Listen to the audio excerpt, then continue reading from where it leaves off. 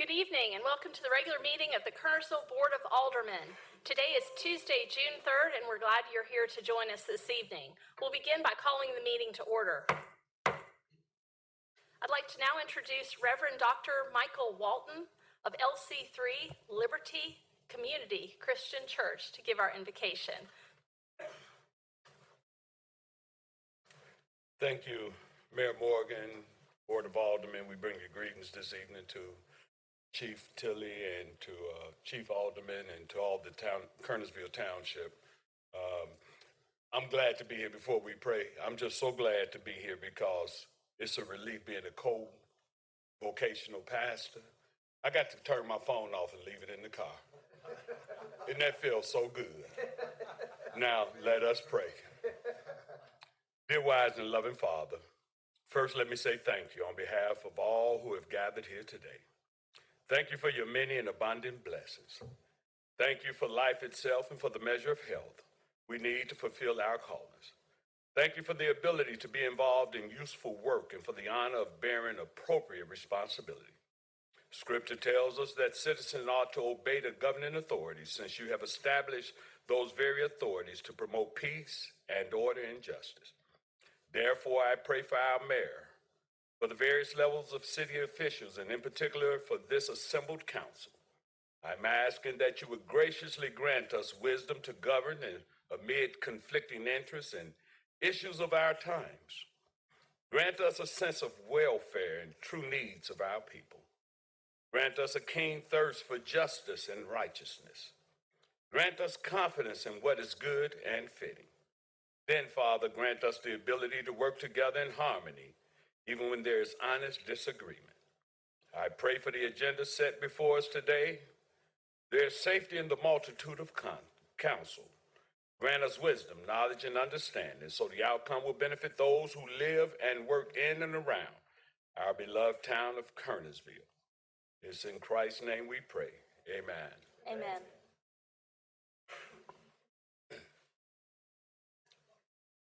Thank you, Pastor Walton. Please join me in the Pledge of Allegiance.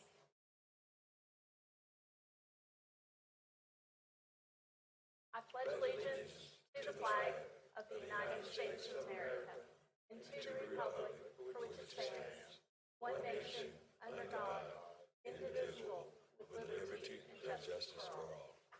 Thank you. You may be seated.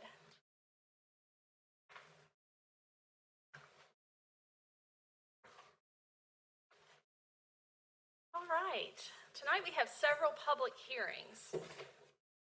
When an agenda item is denoted as a public hearing, persons attended shall be permitted to address the Board of Aldermen regarding the item under consideration. Those speaking in favor, speaking first, and those against, speaking second. Proponents and opponents shall each be given 20 minutes of time to speak, and that's the total amount of time, and may choose to allow one speaker to utilize that time or choose to allocate the time amongst different speakers. In the event that either proponents or opponents have not designated a speaker or speakers to represent that view, the mayor shall divide the 20 minutes by the number of speakers wishing to address the Board of Aldermen, and each such speaker shall be allowed that given time within which to express his or her comments, ideas, and concerns.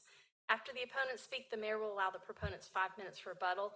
If the proponents choose to exercise this option, the opponents will also have 5 minutes for rebuttal. In the event that the proponents do not present a rebuttal, then the opponents shall be given no further time to speak. And for example, I have 3 speakers signed up for items, 2 speakers signed up opposed to the items B and C, and so you'll split that 20 minutes amongst you. And then one signed up to speak in favor. Okay, so the first public hearing is a rezoning.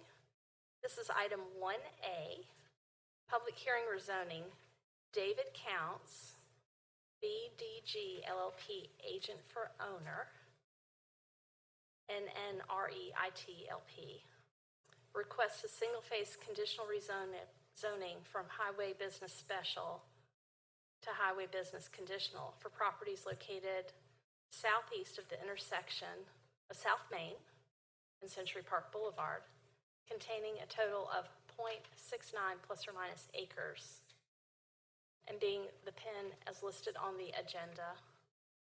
Zoning docket K 540A1. We'll begin with a presentation by our community development staff, and at this time, I'll recognize Ms. Catherine Garner. Good evening, Madam Mayor and Aldermen. Tonight, our first rezoning is for Chase Bank, K540.A1. This is the current lot of Denny's. The request is to go from highway business special to highway business conditional because of the adoption of a new site plan and the change of use. The requested use in this case is banking and financial services. So this site is located prominently on the corner of South Main Street and Century Place Boulevard. It is surrounded by highway business special zoning, so it's very consistent with the properties around it. The intent of the Highway Business District is for retail service and distributive uses established to provide locations for establishments that require high visibility and good road access or cater primarily to passing motorists. This property was first rezoned as part of K383 in June of 1993 with 9.10 acres establishing conditions and adopting the site plan for what is currently known as Kernersville Marketplace.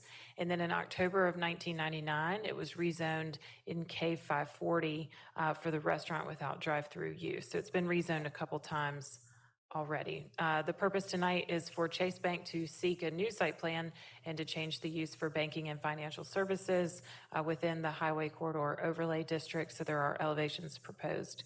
Our UDO defines banking and financial services as a facility engaged in deposit banking or extending credit in the form of loans. It does distinguish between depository institutions and non-depository institutions, but the only difference in the ordinance is relating to parking. So the site plan that is proposed with the rezoning tonight is for a one-story, 3,333 square foot building. They're providing 24 parking spaces, which is in excess of the minimum 17 required by our ordinance. That parking ratio comes at 1 space per 200 square feet of gross floor area. They are proposing an automatic teller machine on the rear of the building, which is screened from South Main Street by the building itself. 5 stacking spaces are shown for the ATM that do not interfere with the drive aisle around the building. And they are showing a 10-foot street yard along Century Place Boulevard and the private access easements. 20-foot street yard is shown along South Main Street for the Highway Corridor Overlay. They are proposing a pedestrian connection from the new building to the South Main Street right-of-way, and new sidewalks are shown along Century Place Boulevard and the South Main Street frontages.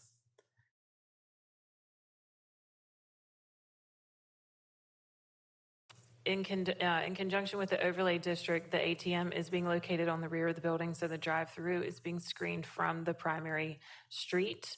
And then staff is proposing a condition to remove the requirement for a sidewalk along the private access easement on the north side of the building. The condition is proposed as sidewalks along the private access easement between this site and Biscuitville would lead pedestrians to a location within a private parking lot without additional pedestrian infrastructure. So we had concerns about the safety of any pedestrian who might use that and then wind up in the middle of a parking lot with no dedicated pedestrian infrastructure. Being in the Highway Corridor Overlay, we also look at the design and materials that are proposed with the building. The building design requirements are met through the use of windows, entry areas, and awnings on the front facade. And the other 3 facades are meeting design requirements through color changes in the brick, windows, texture changes, recesses, and/or material changes. The windows will meet overlay district requirements through the use of visually prominent framing and trim, and then cornice trim is provided on all of the elevations of the building. As it is going to be brick, they're using several different shades of brick in order to meet some distinguishing features in the elevation design. The site is designated within the land use plan as commercial, intending to provide high traffic commercial areas. So it's well within the land use plan designation as well. So this rezoning is a request for a redevelopment of a lot that is under an acre to allow for a change for the use from restaurant without drive-through to banking and financial services. The requested change in the site layout will bring some additional pedestrian infrastructure along South Main Street and Century Place Boulevard. And this exhibits have been reviewed for conformance by staff for the site plan and the elevations. And so we're proposing conditions that would adopt those, as well as other conditions that would address the uses, the building design standards, and removing the requirement for those sidewalks. This was heard at the May Planning Board agenda. Planning Board and staff recommend amending the Unified Development Ordinance and rezoning this property in case K540A1 from Highway Business Special to Highway Business Conditional. The said rezoning being consistent with the town's comprehensive plan, the Kernersville Development Plan, and being both reasonable and in the public interest because of the following. The site plan and the building elevations meet the requirements of the Unified Development Ordinance. The proposed zoning is in conformance with the land use plan, and the proposed redevelopment of this corner lot allows for the inclusion of appropriate pedestrian-friendly elements while also being located by a major thoroughfare appropriate for a vehicle-intensive use. And Planning Board and staff also recommend approval of the site plan and the conditions as presented in the staff report. At the May Planning Board meeting, we had one member absent. The rest, save for one, voted in favor of the rezoning, and I'd be happy to answer any questions you may have.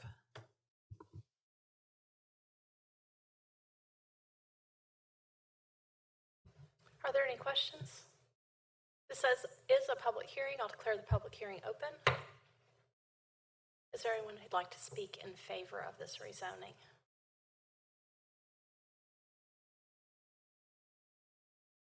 Seeing none, is there anyone who'd like to speak in opposition?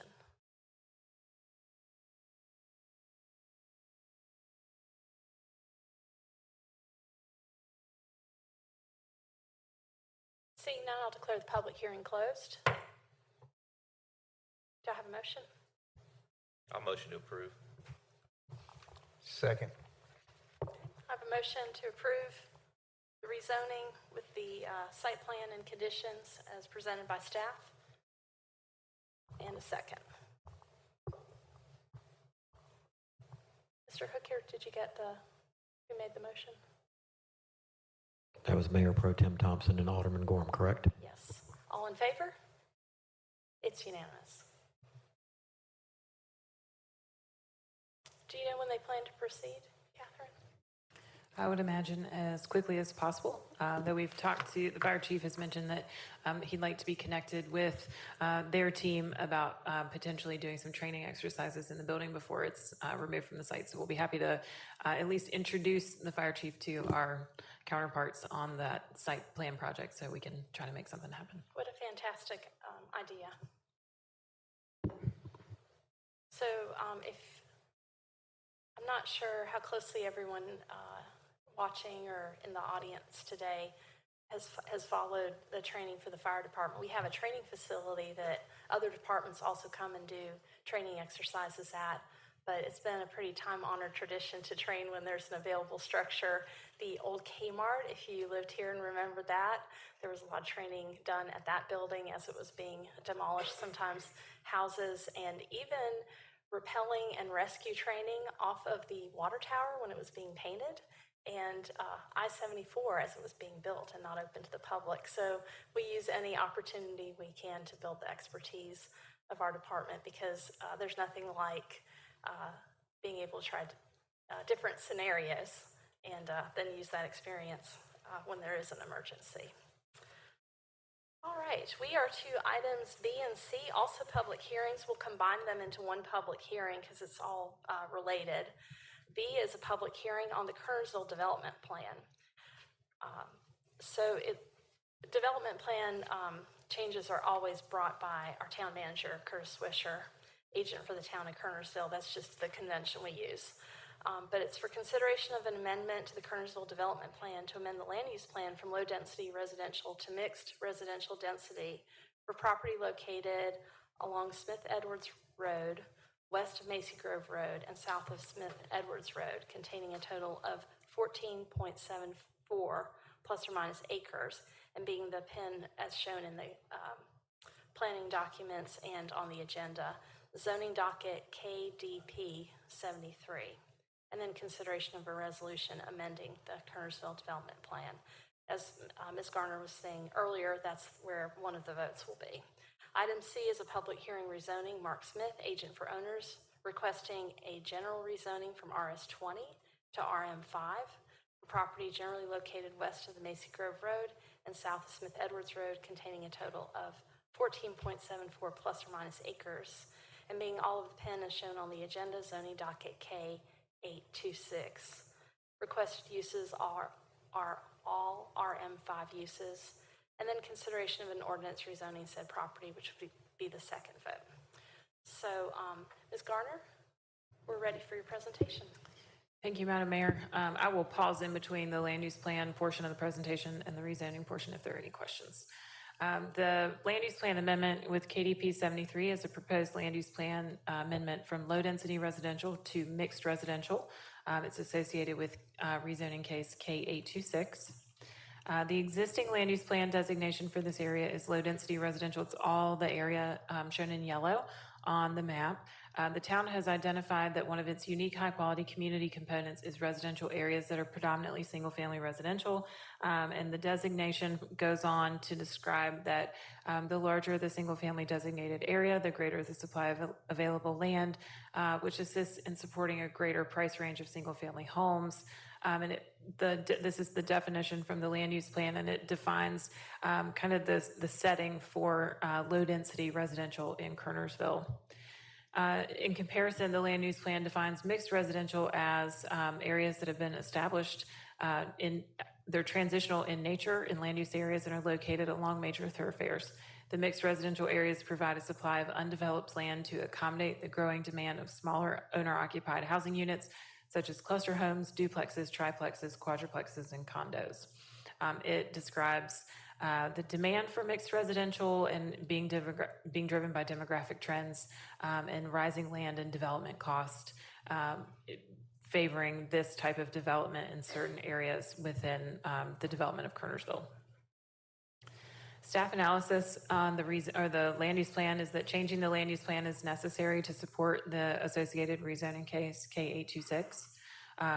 Kernersville's population grew significantly between 2010 and 2020 with only 1,973 new residential units constructed in the same period. Demand for housing units in Kernersville is outpacing the supply, and mixed residential would permit zoning allowing different options for residential construction. Macy Grove is a large thoroughfare with industrial uses to the south and residential and commercial to the north, making this section ideal for higher density residential construction. Planning Board and staff recommend approval of the resolution to change the designation of the property on the west side of Macy Grove Road, commonly known as PIN 6896049921, from low density residential to mixed residential. This was heard at the May Planning Board meeting. One member was absent, and there were 6 votes in favor and 3 votes against. Are there any questions on this before I begin talking about the rezoning request? Are there any questions by board members? Okay, please proceed. The associated rezoning is K826. It's a general rezoning, so the specific uses that are intended are not specified on this rezoning like with the previous.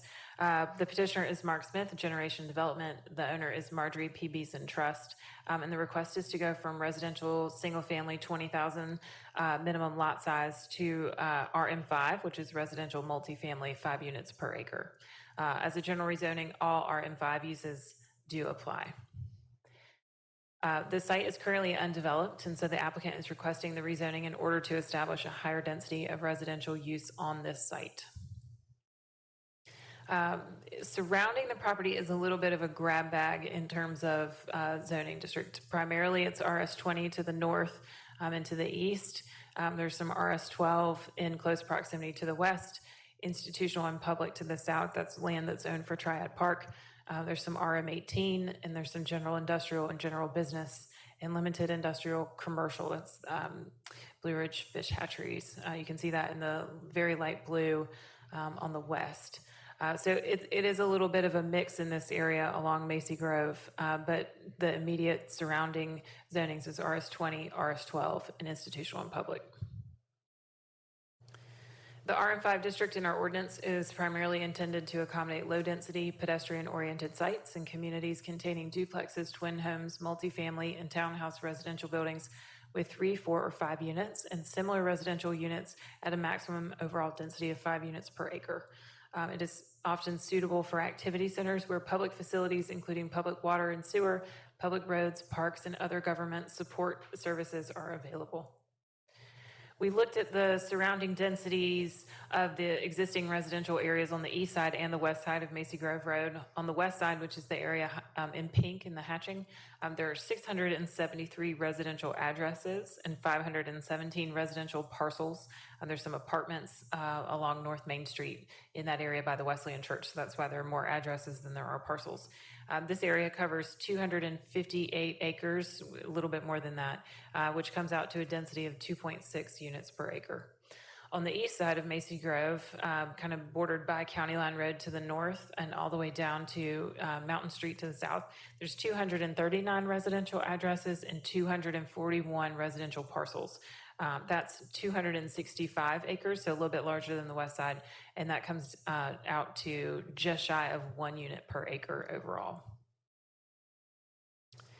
All RM5 uses must be considered as part of the rezoning, and rather than trying to do a chart that ends up being so teeny tiny on the screen, we broke it down into uses that are permitted in RM5 but not in RS20, which is residential building duplex, residential building twin home, residential building multifamily, residential building townhouse, and residential building urban. And then uses that are permitted in RS20 that would be allowed right now, but would not be permitted in RM5 are lower density kind of transition nature uses from like agriculture to RS20. So agricultural production crops, fishing with fee charged, riding stable, adult daycare home, child daycare, small home, dirt storage, construction and demolition landfill, nursing care institution, borrow site, and transmission tower. The land use plan identifies this area as low-density residential, so the associated case, which was covered previously, is a request to amend the land use plan from low-density residential to mixed residential.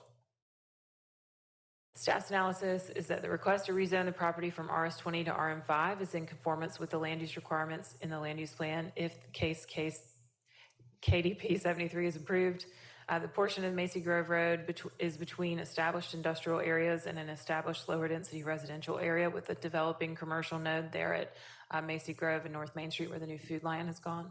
Establishing a site for a slightly higher density residential in this area helps buffer the industrial at Macy Grove and Old Greensboro Road from the established lower density residential areas along a busy thoroughfare.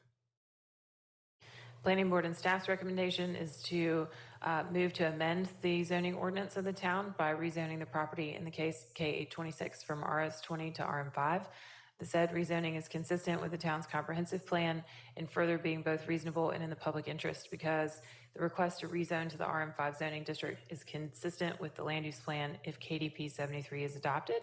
And the new zoning designation will allow for additional housing types to be constructed on the site, which implement the goals of the land use plan as modified. This was also heard at the May Planning Board meeting. 1 member was absent, 6 voted in favor, and 3 voted against. Be happy to answer any questions. Are there any questions at this time? This is a public hearing. I'll declare the public hearing open. In favor, I have signed up to speak Bill Greco. Could introduce your name and your address as you begin. Good evening. My name is Bill Greco. I'm with Land Solutions. My address is P.O. Box 347 in Oak Ridge. Our firm is providing the land planning services for this proposed project. I'd like to thank the staff for their assistance in putting the packages together. Certainly the planning board for hearing us, and you folks tonight, the same thanks go out for conducting a hearing. I have just a few things to maybe shine a spotlight on and elaborate on here with this application. First and foremost, we met with staff prior to submittal to try to determine what would be the best choice in our attempt to increase the density. Certainly RM5 is not the highest density that we could have requested. There are many more. I think staff has perfectly captured the complexities of the site in terms of it being a very, very transitional area, very much with industrial, with multifamily, with single family. So it does dovetail with what the staff report and recommendations have presented to you this evening. I won't go back through that. A couple things unique to the site I will point out. If you remember the aerial photograph from earlier, this site is bisected somewhat diagonally, almost exactly diagonally, by a Duke Energy transmission power line. There will be no development south of that power line proposed. Certainly it's not a site plan in front of you this evening, but I'm just telling you with this density, with this proposal, we can achieve what we need to north of that power line, which will result in additional buffer space above and beyond what the town's UDO would require anywhere along that southern piece. The other point I would bring up and speak to briefly is Macy Grove Road itself. Obviously, with the need to amend our plans and other things, I don't think that the plan was conceived of prior to the expansion and widening and all that's occurred along Macy Grove Road. Department of Transportation did take into account, as those improvements were being made, where future access points would be. So currently, there is established a curb cut where they would like to see an entrance located. They've planned for that. And any future site plan submittals or developments certainly would be subject to the Department of Transportation's approval of a commercial driveway permit. I'm sure you're familiar with those. They can and frequently do ask for any improvements they deem necessary with regards to safety, traffic flow, that sort of thing. So they can request or require, traffic lights, turn lanes, anything of that nature that they feel would be appropriate for this type of development. Other than that, we do agree with staff's analysis. We do agree with the planning board recommendation and hope you folks will feel the same. I'm here and available for any questions that may come up. Thank you. Thank you, Mr. Grieco. I would caution, and Catherine, I think you would agree with this, but tell me if you don't, that any of the comments Mr. Grieco made regarding the power line and the location of the development and construction of buildings are not binding because it's not shown on a site plan. It's correct. So we cannot consider that unless it's made as a condition. When you can apply conditions on a general rezoning. So we can't, You couldn't, we can't consider that as a more promise. or less. I mean, you can't construct in a Duke power line easement. So that is true. But as to construction on the other side of it, that's not anything that's enforceable Correct. based on his statement tonight. Because it's a general rezoning, correct. Okay. Thank you. I just need to make that clarification. Do you disagree with me? Oh, not at all. Okay. All right. Thank you. Thank you. All right. Is there anyone else who'd like to speak in favor?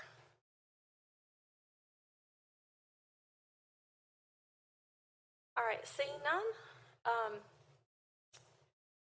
Excuse me, Madam Mayor. go ahead. I had some questions for him. When We'll is do the questions proper at the time? end. Okay. That's okay. Okay. If you could come back up to the microphone, sir. Can we go ahead and do the rest of the public hearing? Well, if that's what you want to do, Yeah. but he's up. No, I need to hear from the opponents first. Okay. All right, I've got two opponents signed up to speak, and then if there's time at the end, others can. We'll run the clock down, but so be mindful of your time so the other person has their opportunity to speak. I have Billy Broadstreet and Sonia Michael signed up. Who would like to go first? Okay. I can tell you at 10 minutes, or Alderman Gorham can tell you at 10 minutes to make sure Sonia has enough time. Okay. All right, if you can start with your name and address, please. Okay. Thank you. Good Excuse evening, me, Madam ladies and Mayor. gentlemen. We can't hear what they're saying from the. Y'all can't hear it? I can hear it. Yeah. Oh, Yeah, it's on. you can raise it to a higher spot.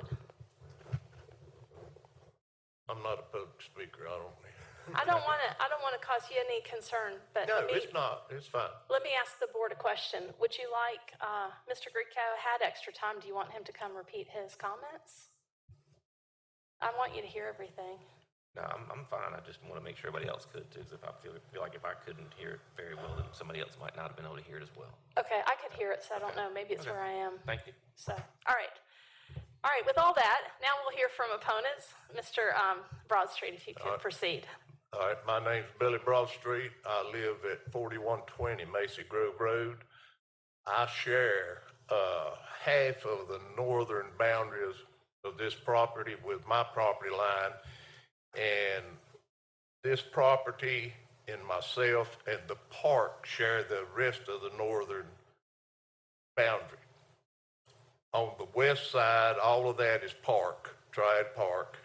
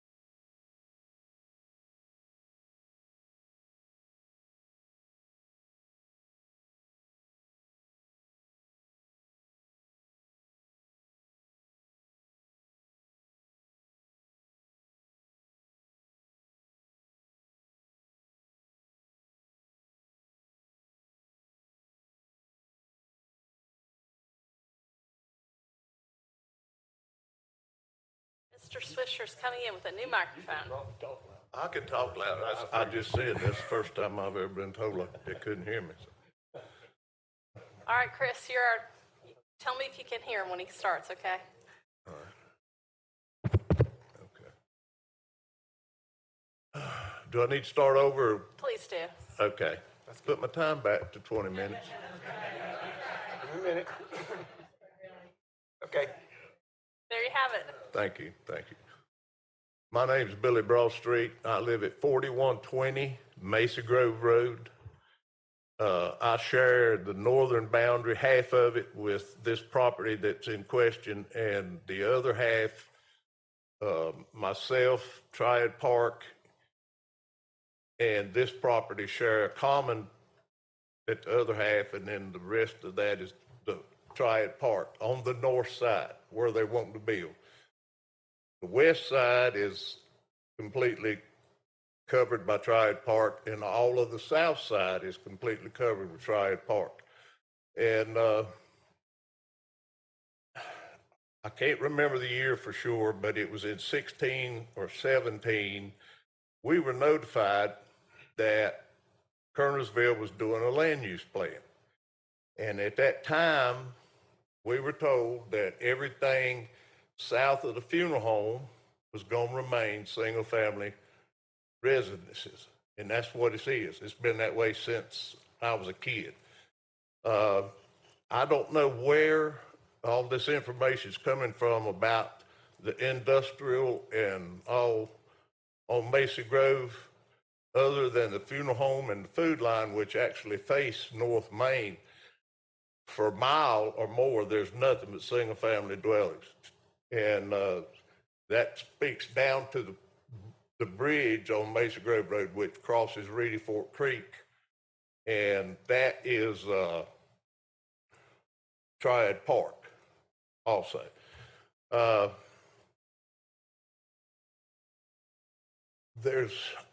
got some questions along with all of the neighbors. There was only one letter sent out notifying us of any of these meetings, the planning board or this meeting, because all of us own multiple acres. And I think the rule, and I'll stand corrected if I'm not right, but the rule said only property within 200 feet of the request got notified. So all of us that live down there that own multiple acres, these people never got notified. So we just kind of feel we were underrepresented. Also, I understand why this property's got to be sold, because the trust owes money for Ms. Beeson's upkeep when she was in a rest home and she became a ward of the state, I think is the correct term. And the state of North Carolina now they put a lien on the property and they want their money. But we feel like that our neighborhood is in no way can justify multifamily dwellings. No way. All of us are single family. Like I said, we all own multiple acres. And from what I've been told, what I understand, this would require county water and sewer. And if I understand correctly, there's already a problem on the north side of town with water. They're having trouble with water pressures, different things. The new factory down there, I think, had to put a pump in so they could get enough pump pressure to operate. This would increase the burden on the system that way. And in the planning board meeting, it was my understanding, listening to the staff, that they weren't even aware about the park. This property being completely surrounded by the park. And there was a question asked by somebody on the planning board about what the park was going to do with the land. And it was mentioned that they didn't seem to have any plan. Well, if that's the case, why, when Mesa Grove Road was built, we were sent letters that had 3 routes from Mesa Grove Road. And the original route was overwhelmingly chosen from what I understand. But because Triad Park wanted it shifted where they could have an entrance both ways off of Mesa Grove, they're there. And if the park does decide to use them, when they decide to use them, if this land is rezoned to multifamily, then the driveway entrance is going to come out right at that intersection. That's going to be, I don't think it's a safe idea to do that. Plus, this property is in a curve and you can't hardly see oncoming traffic, and the traffic's already, sometimes I have to sit 10 minutes so I can get out of my driveway, especially during the rush hour. But that's why it was built. We understand that, but this is just an extra burden I don't think that we need. And like I said, I'm having a real hard time where people are trying to say that there's industry there, and it's not. There's not any industry within a mile of this thing either way. None of us. I'll entertain questions if anybody's got any. We'll ask questions afterwards. Okay. Thank you. Thank you, Mr. Broadstreet. Ms. Michael, you could start with your name and address. You have 14 plus minutes. Okay. I'm Sonia Michael. I'm at 510 Smith Edwards Road. Speak into the microphone. Sorry about that. I'm Sonia Michael. I'm at 510 Smith Edwards Road. And I myself did not hear hardly anything he said. But if I ask questions or if I go with something he may have already said, I'm sorry.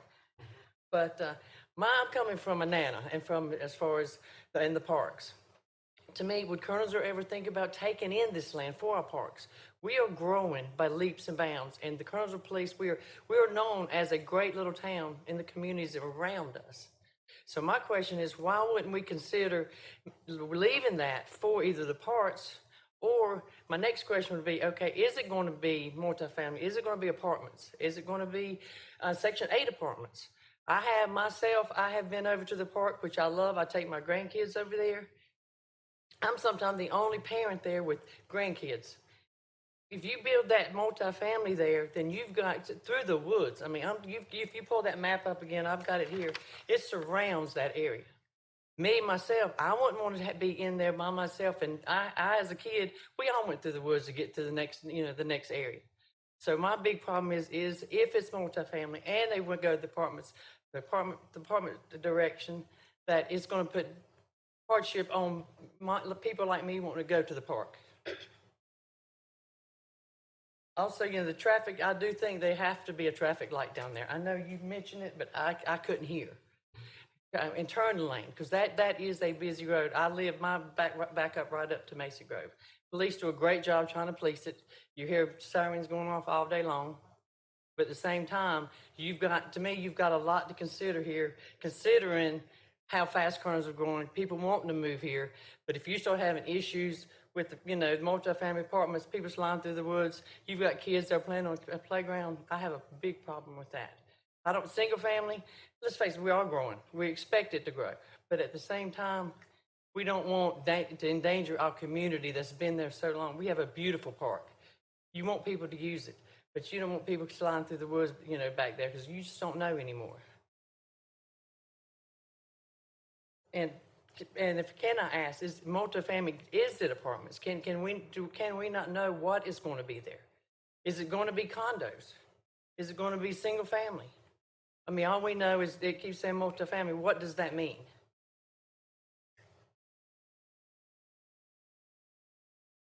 Hang on a second. It's Sonia's turn. And the bridge that's there. There's a bridge where it looks like, I'm not sure exactly where the opening, where they would put as far as the out to come out of there, but that's wetlands. So where would they come out on Macy Grove? There's a lot more to take effect than just say, hey, let's just we're growing and we need the land.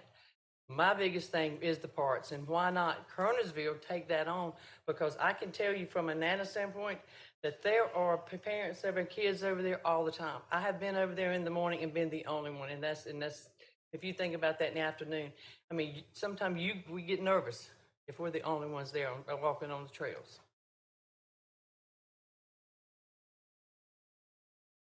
That's all.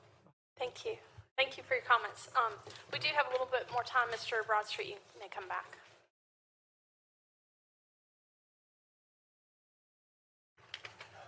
I forgot to mention this a while ago. If on my property, I want to do something on my property, I have to submit a site plan to the town to get it approved, to go through these channels right here. And I've been to the planning board meeting about this property. I've also been to talk to y'all. There's not even been a site plan submitted. We have no idea what they want to do. And in my opinion, if they're not prepared to produce the site plan, how can us as neighbors trust them as to what they're going to do? I just wanted to bring that up. Thank you. Is there anyone else here to speak in opposition? Seeing none, I'll go ahead. You may have to spell your name for the clerk, though. You have 10 minutes.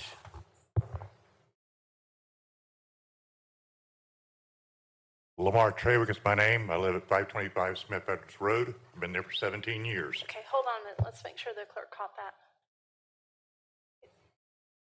See, your time has stopped. What was your name again? Willis Trawick. 525 Smith Edwards Road. I've been there 17 years. It's always been single-family homes since I've been here. And I love Macy Grove because it puts me closer to the hospital. But it's a killing field. The deer and other animals out there are getting slaughtered every day. But it's not just that.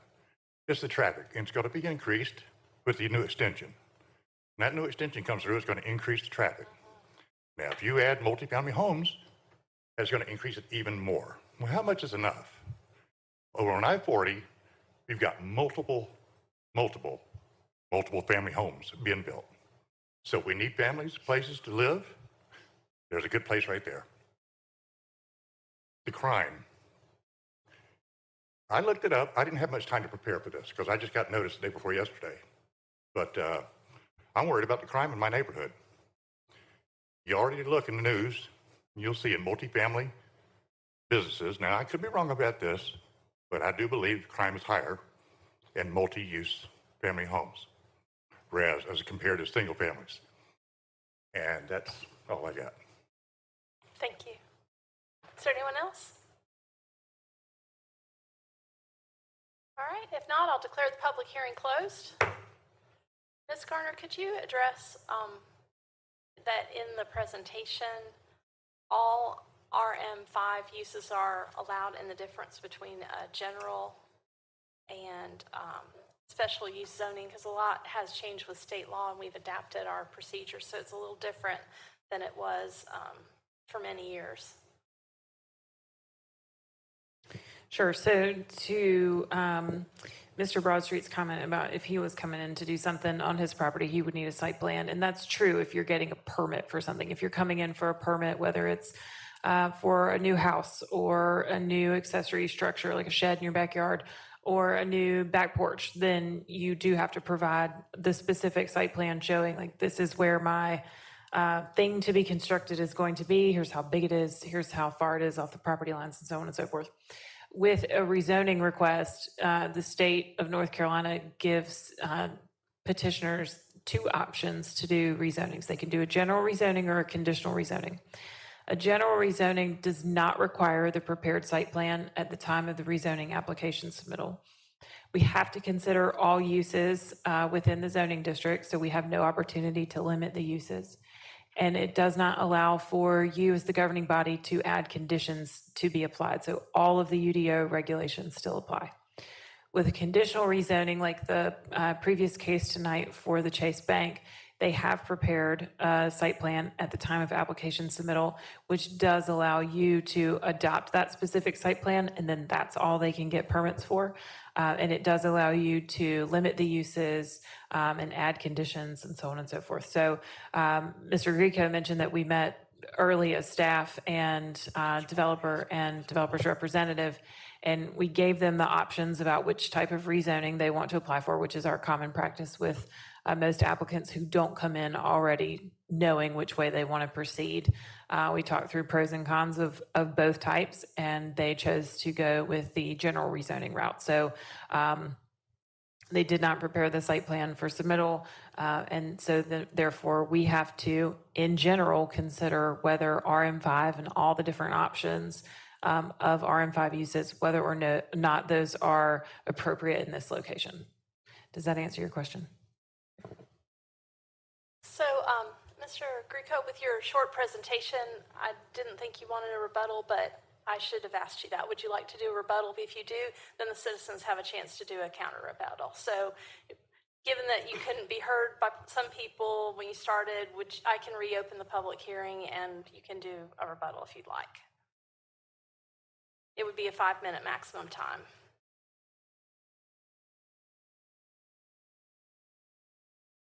Bill Grieco, P.O. Box 347. Hang on a second. You hear me now? I'd like to reopen the public hearing. Go ahead. Thank you. Bill Grieco, P.O. Box 347, Oak Ridge again. I don't have anything specific, I think, to address in a rebuttal. This is a question of land use. I will speak in general terms as to the path and the choices that Ms. Garner just outlined. Absolutely correct. The difference in this case is the land use plan amendment is something that most developers, and we see this, our office works obviously in other jurisdictions. When you have a land use plan amendment, it changes the dynamic of a rezoning. If you had that assurance that your district or your use was already supported by the land use plan and in place, then most landowners, developers, designers feel somewhat confident in proceeding with the conditional zoning request. Depending on the complexity of the project, just in general terms, that can be anywhere from $50,000 to $150,000 worth of plans to come in and make a request, which is a financial burden and a gamble that most folks do not choose when they need that amendment. So that's the reason for the process that we followed with the rezoning. Again, nothing specific to rebut other than to reemphasize that it is a question of land use and that we do seem to have a large body of evidence presented by staff that support the district that we're requesting. Happy to answer any questions. Thank you. All right, given that there was a rebuttal, there can be a counter rebuttal. Mr. Broadstreet, you have a minute and a half if you'd like. Or Ms. Michael, we'll start it at 5 and run down. So let's restart the clock. I've owned the property for 40 years, so I have really seen Kernersville grow. I love our town. I don't even try to leave our town for any reason. But with him saying that, does he not have to tell us what the intentions are? Again, we're not fighting single family. We're fighting multifamily. If it's, we don't know, what does that mean? Is it going to be apartments? Is it going to be condos? My big thing is, and I want to react to everyone, because every one of you probably have somebody that goes to that park. And would you want them sitting there with your grandkids by themselves?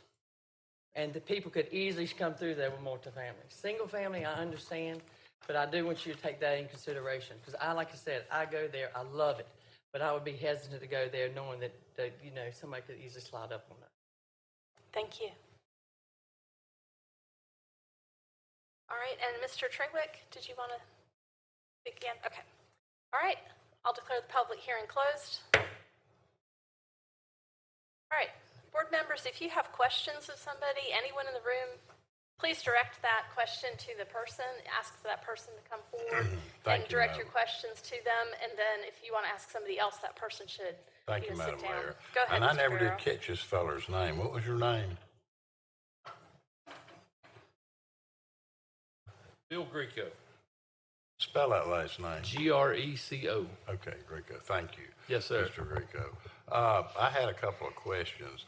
They'd shown us a picture of the piece of land there, and it's got a big strip through the middle of it there where there's power lines. Is that correct? Yes, sir. And you're telling us today that y'all aren't going to develop below the power lines. I was speaking in general terms. I think the mayor, rightly so, pointed out that this was not conditional use, so it's not a guarantee or an absolute. It's just a conversation piece understand. for me. You can't develop where the power line's at. Is that correct? Correct. You cannot develop within the power lines. They have some significant restrictions. How there. far? Depends on the structure you're proposing. You certainly can't build anything under it, and typically you can't build anything beside it that if it were to topple over would have an impact on their easement area. You figured out how many acres you lose with that in there? How many is it? No, sir, I haven't calculated that precisely, no. You hadn't done that? No, sir.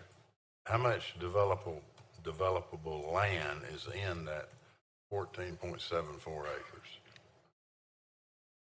You don't know? If Ms. Garner will put the slide back up, I'm happy to take a wild guess at Oh, it. please do. There it is right there.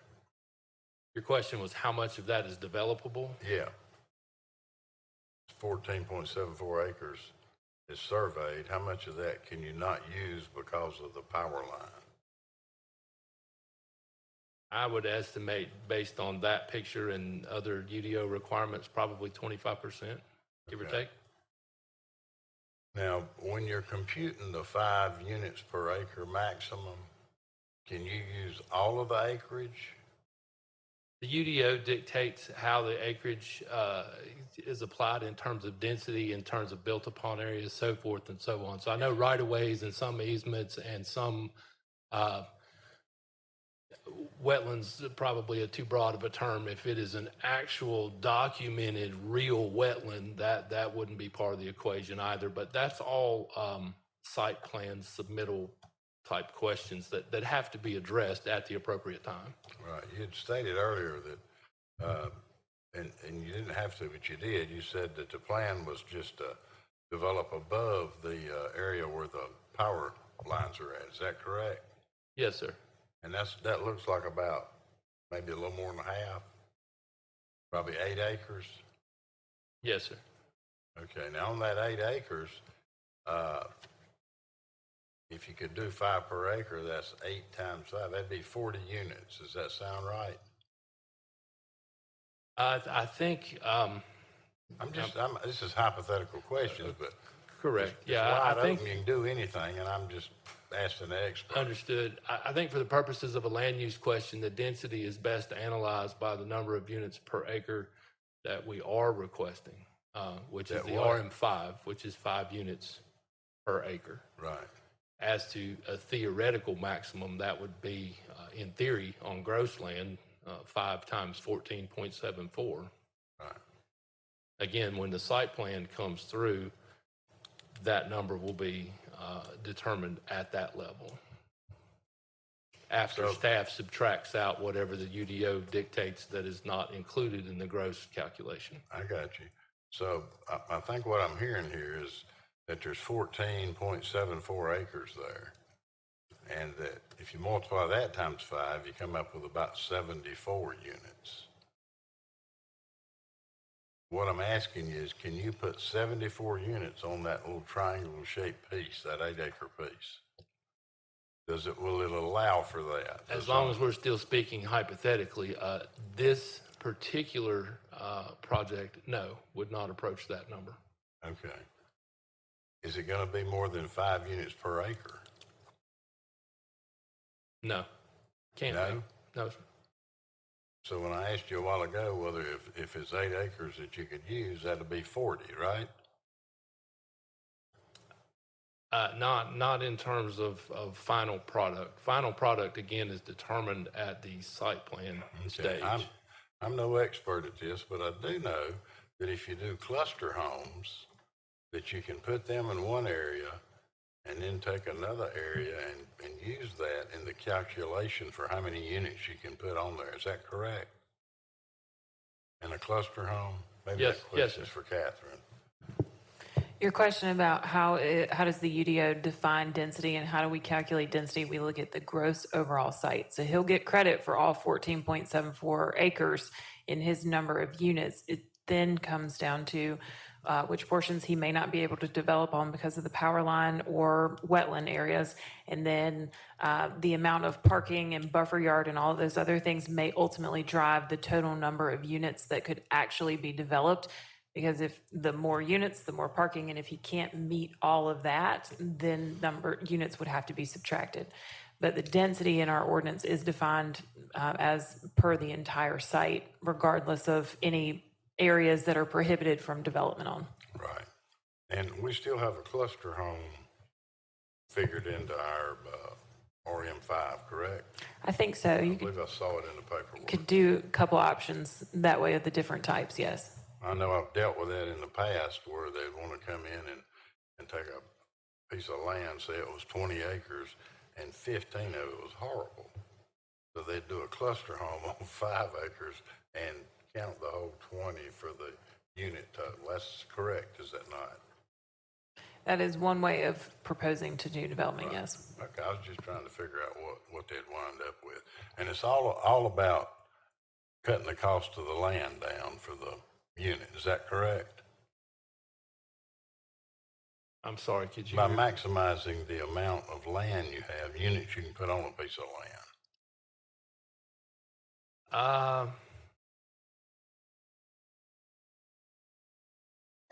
If you'll bear with me for a minute. Okay. I'm trying to think how to answer this. It's, I swear there was a question in there. there was a for you. question in there, and you said it's all about, and I apologize. yeah. that- The whole point is you want to maximize the use of the land. That's your job. That's what y'all do, correct? Correct. Somebody comes to you and gives you money and says, figure all this out for me. Yes, Y'all sir. do that, right? Yes, sir. Okay, that's your part of it. Okay. Thank you very much. I don't believe we've got any more questions for you. I got a question for Mr. Broadstreet. Mr. Broadstreet, Hey, come Mr. up to the Broadstreet. microphone.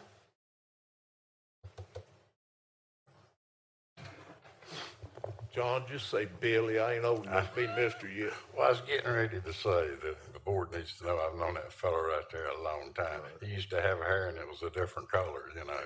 Anyhow, you've looked at this thing as your next door neighbor, right? Yep.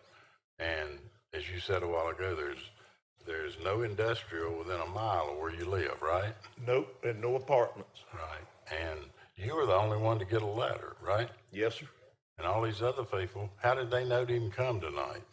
Cause I'm being a good neighbor, I went to every one of them, told them what was going on. Good deal. Okay. As a matter of fact, you and I had a discussion earlier, didn't we? Yeah, unfortunately. Anyhow, you can't see a multifamily thing next door to you, can you? That just don't fit out there, does it? No, sir. And again, I want to be clear that we're not against the property being sold. But I feel like there is a better option. It could be split down the middle and maybe 2 single-family homes built on it. I got no problem with that. But I was approached by the family after they clear cut it, cut all the timber off of it. They want to know if I'd buy some of it, help them out. At the time, they were clearing the road, Mesa Grove Road. And I told Mr. Motzinger, who was him and the attorney for the trust, we stood at my barn, which is, that's my barn right there. And we stood at my barn, and they asked me if I'd buy from what joins me over to the power line, which is over to here, all the way back. And that lawyer told me it was 5.5 acres. And Right. he guessed 8, but the lawyer that's representing the family told me 5.5 acres. I believe I guessed 8, Billy, but anyway. Okay. Anyway, long story short, we agreed on me buying that. Price was agreed on under the condition that when I settled with the state for the 4 acres they took of my property, then we would do it. When I got my money, I called Mr. Motzinger and asked him about buying it, that part of it. Right. And I was told, oh, no, we can't do that now. It's worth more money than that, so. Now, you live in the county, correct? Excuse me? You live in the county, Yes, sir. you're not in the city. No, sir, no way, shape, or form. Don't want to be. And- No offense to anybody here, but we don't want to be in the None taken. city. And that area out there, I'm very familiar with. It's almost rural, isn't it? Yes, sir, it is rural. That's And- the reason we were there. We wanted to be in the country.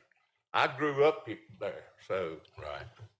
And if they put a big high density or a medium density subdivision in there, it'd be a bunch of kids running through your backyard, in your barn, and in places they shouldn't be. Would you agree with that? Yes, sir. That's why we're here, sir. Yeah, good deal. Thank you, Billy. That's all the questions I have, Madam Oh, Mayor. let me say to the police officer, chief, that we appreciate the help they give us. They sit right much in the 2 roads that's being built for the park to use, and they help the speeding somewhat, and we thank you for it.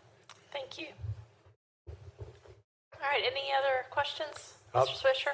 I'll just answer Mr. Barrow's question. I measured the above the power line and below. Best I can get, it's about 8 1/4 acres above it and about 4.4 below it. That's a pretty good guess, wasn't Well, it? you You according to the tax follow? map, which is not I'm always looking- accurate. I'm- but that's Repeat about those it. numbers, 8.14. About 8.25 above and about 4.4 below. Right. So it's somewhere in that range. Thank you.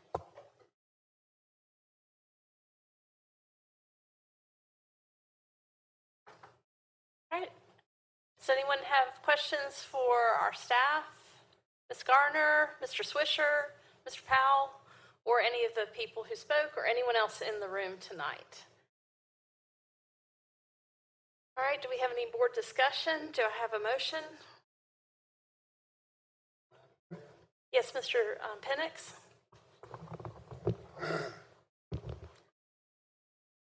I would like to move to deny the resolution to change the designation of the property on the west side of Mesa Grove Road, commonly known as PIN number 6896-04-9921, from low density residential to mixed residential, because it would insert higher density in the middle of an established low-density residential area, contrary to the adopted land use plan. Okay, Mr. Penix, so this is a motion in regards to item B, the Kernersville Development Plan, correct? It's KDP 73. Okay. That's B. All right, I've got a motion. Do I have a second? Second. Got a motion by Mr. Penix, got a second by, who made it, Bill? By Yes. Mr. Apple, all in favor? It's unanimous. All right, so if the development plan fails, do we still vote on the rezoning? We do, all right. Do I have a motion in regards to the rezoning? And that would be item C, zoning docket K826. Madam Mayor, I'd like to move to not amend the zoning ordinance of the town by denying rezoning request for property in case K-826, the said rezoning being inconsistent with the town's comprehensive plan, and further being both unreasonable and not in the public interest because, 1, the request to rezone to the RMS zoning district is inconsistent with the land use plan. 2, the densities of the surrounding area are significantly lower than proposed within this rezoning request, and the location in the middle of the corridor puts density away from the higher intensity intersections on both ends of the corridor. All right, do I have a second? I'd second that, Madam Mayor. I have 2 seconds. I yield. Okay, I've got a motion by Mr. Apple, second by Mr. Barrow. This is a motion to deny the rezoning. All in favor? It's unanimous. I appreciate everybody's comments and input and your respect for letting everybody speak without interruption through this public hearing. Really appreciate that. All right, we will move on now to the public hearing on the budget. I'll propose that we do the presentation and then maybe take a brief recess before we actually do the public hearing part of it. So, Mr. Swisher, I'd like to recognize you for the presentation.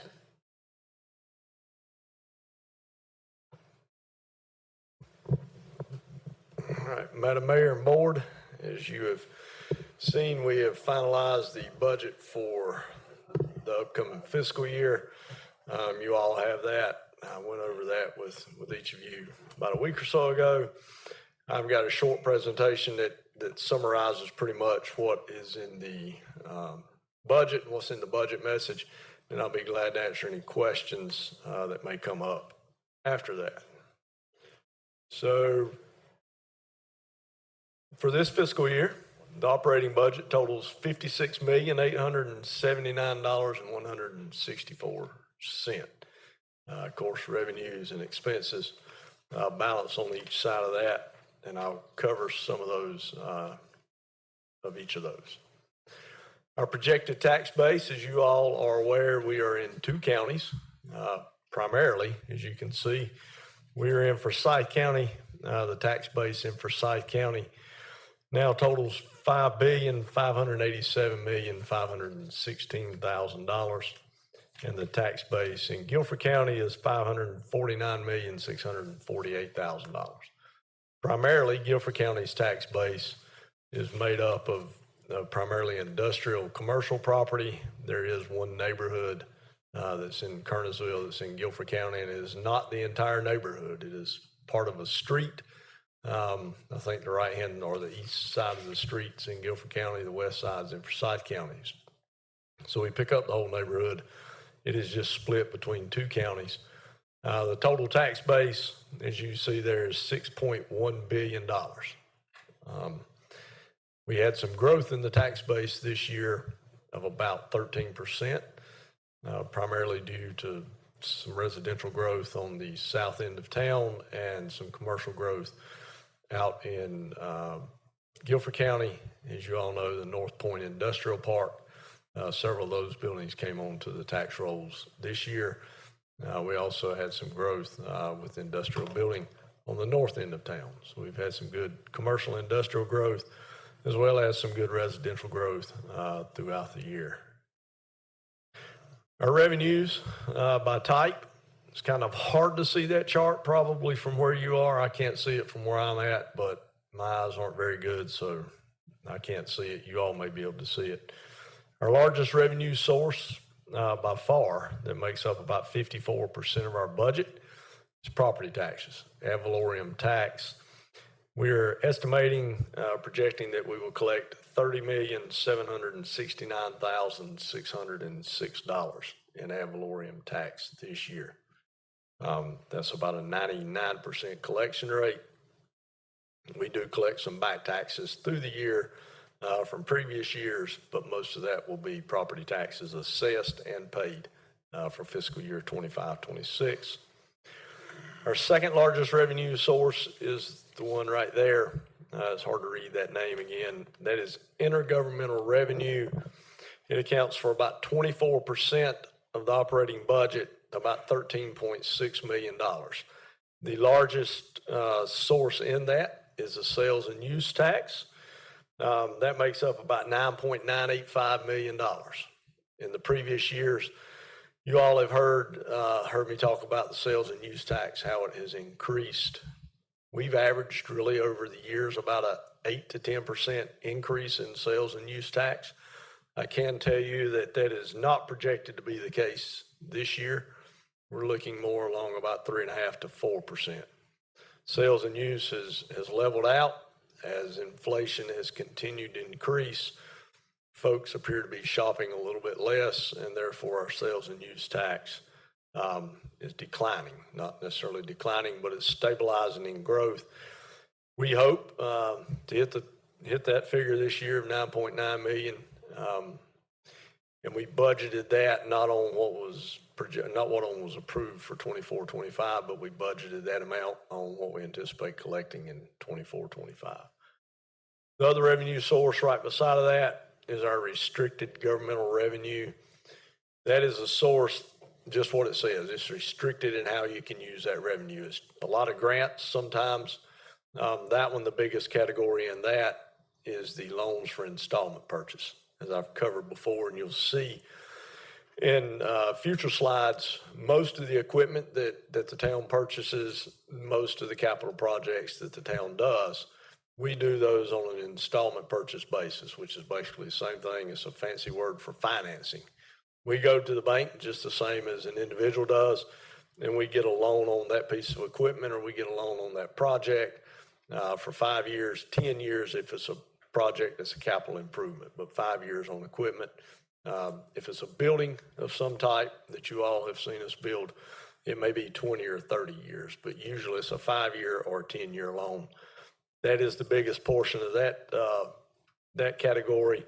I think we have about $5.5 million in loans we'll take out a loan for about $5.5 million this year for equipment and infrastructure improvements, which again, I will cover shortly. Here's some of our proposed revenues. As I just said, our ad valorem tax is $30.7 million. Our sales and use tax, $9.9 million. Our ABC tax, that's the county and the state, So what that is just what it says, tax on alcohol. That's at the restaurant or at the ABC store. That revenue, again, like sales and use tax, has kind of stabilized. We're projecting it to stabilize in 25, 26, not a very large increase for that. Utility franchise tax, I think Alderman Barrow asked about this last year. That's the taxes that you pay on utilities, not power, but Piedmont natural gas, propane, things like that. That's that, Time Warner Cable, telephone, those type of things. Again, that is not increasing as much. That kind of follows a pattern with a lot of residential growth, and that's not increasing as much. And also you see providers, quite frankly, individuals are changing providers, which changes the amount of tax we collect, depending on the franchise fee that particular utility may pay. Interest on investments, we anticipate that to stay pretty steady. Our rent on towers, that is mainly the tower, the communications tower down behind public services. We rent space out on that tower. That decreased a little bit for 25, 26, simply because we lost a tenant. You know, they're considered tenants, and we lost one. I think there was a duplicate on there. I think Verizon had 2 spots on there, and they took one of them off, so that decreased the amount of rent. Our recreation revenues is up this year, $545,000. I think last year Ernie projected about $405,000. It's up to $545,000 projected for 25, 26. That's due in large part to the new building that just opened up. Also, the way that the board approved reorganizing how we lease the field space out for the soccer fields. We anticipate generating some revenue for those in 25, 26. It'll be late 25, 26 because of the way that they're using their what's left owing on the turf field that was built. They're using a credit against that, but that should probably run out midway through 25, 26.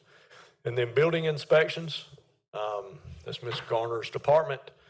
We're anticipating that to increase to about $650,000 this year. In 24, 25, we anticipated about $600,000, and I can tell you we're on track to collect about $900,000. There is a catch with that. The state requires that all money collected for building inspections be spent for building inspections. So we can't go in and say, hey, building inspections collected $1 million, we'll use the other $400,000 over here in the fire department. Can't do that. It has to be used, just like stormwater pretty much. It has to be used in that particular department. So this is our categories of expenses. The large blue one right there is the one that, as long as I've been the town manager and as long as I've been on the board of aldermen, that large blue part of the pie has always been the same, and that is salaries and wages. That is not changed. It's not likely to change. That's usually always the largest expense of any business. This year, it makes up about 46.7% of our budget for a total of about $26.5 million. As you all know, we added some employees last year for the new Parks and Rec building. We're recommending some employees this year. We also had a pay study done this year in our largest department as far as employees goes. So all of that kind of drives up the cost. It is a little bit less percentage-wise as a percentage of the budget. It's a little bit less this year than it has been in previous years. Slide next to it, or the part next to it right there, is usually, that's one of the largest as well. That's insurance and bonds. That is not health insurance. Well, actually, it is health insurance. It's that one right there. Insurance and bonds is next over. So the orange is our health and retiree insurance. It makes up about 7% of the budget. This year it's projected to be about $3.8 million. We did experience an increase this year in our health insurance for the first time in about 4 years. We had a little bit of an increase in that. The one here in the yellow is our installment purchase. As I just told you, it's actually 5.055, not 5.5. The one down at the very bottom And this is an important one when you look at the makeup of the budget and when people come in and say, well, we want to cut the budget. This is our committed operations and maintenance, and it makes up about 15% of the budget. So every department has line items in their budget. The top one, of course, is salaries and wages. Then we go down to operating and then capital and then the payments. So the operating and maintenance, about every one of those line items in there falls in this category of committed, meaning we're basically, a good way of putting it is we're on the hook for it. You know, whether it be charges for the bank charges, accounting services, any list of those, we're kind of on the hook for those. So we've got about $8 million of that that's committed. So when you add up all of these categories, when you take all of these, of course, they add up to 100%. But when you take the ones in there that we don't have a whole lot of room and a whole lot of wiggle room to change, about 93% of our budget is already fixed. So 94%, somewhere in there. So when you get down to it, and people say, hey, we want to cut the budget, you're looking at this point really at cutting a service, not just a particular line item. And I think that's kind of the best way to look at it and explain it. And I'll show you in a minute kind of really where we're at as far as that goes when I get to the largest departments. And so you'll know, you know, folks say, well, why don't you do this or do that? But when you see the largest departments, it kind of give you an idea. Again, this is what we had, you know, the committed operations and maintenance, 8.6 million, salaries and wages, 26 million, health and retiree insurance, 3.8, and uncommitted operations and maintenance. That is the areas where if we wanted to go in and basically trim some things out of the budget, that's really where we would look. We've done that. We did that this year. I'll kind of give you a little update on what we did there at the end. So here's the departments. It's no surprise, the top three. Parks and Rec slipped in there this year for the top three. That probably won't be the case next year, but usually the top three are fire, rescue, police, and public services. And usually in that order. They may change back and forth depending on what equipment they're buying or what capital project they may have.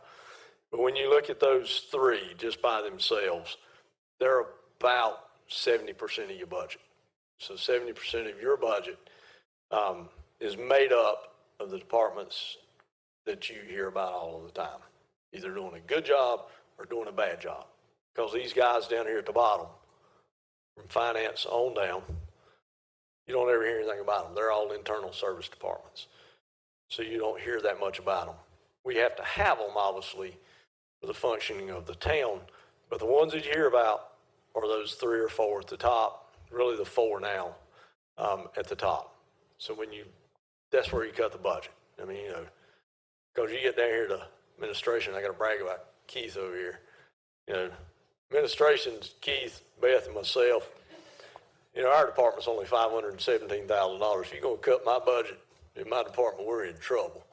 We're not going to be able to buy pens and paper. But seriously, all the rest of them, you know, that's where it's at. That's where the bulk of your money is spent. That's where the bulk of the citizens' money for their tax dollars goes to those three departments. Along with that, not only do they have the three largest budgets, they also make up about 80% of the personnel for the town are in those three departments, somewhere in that range.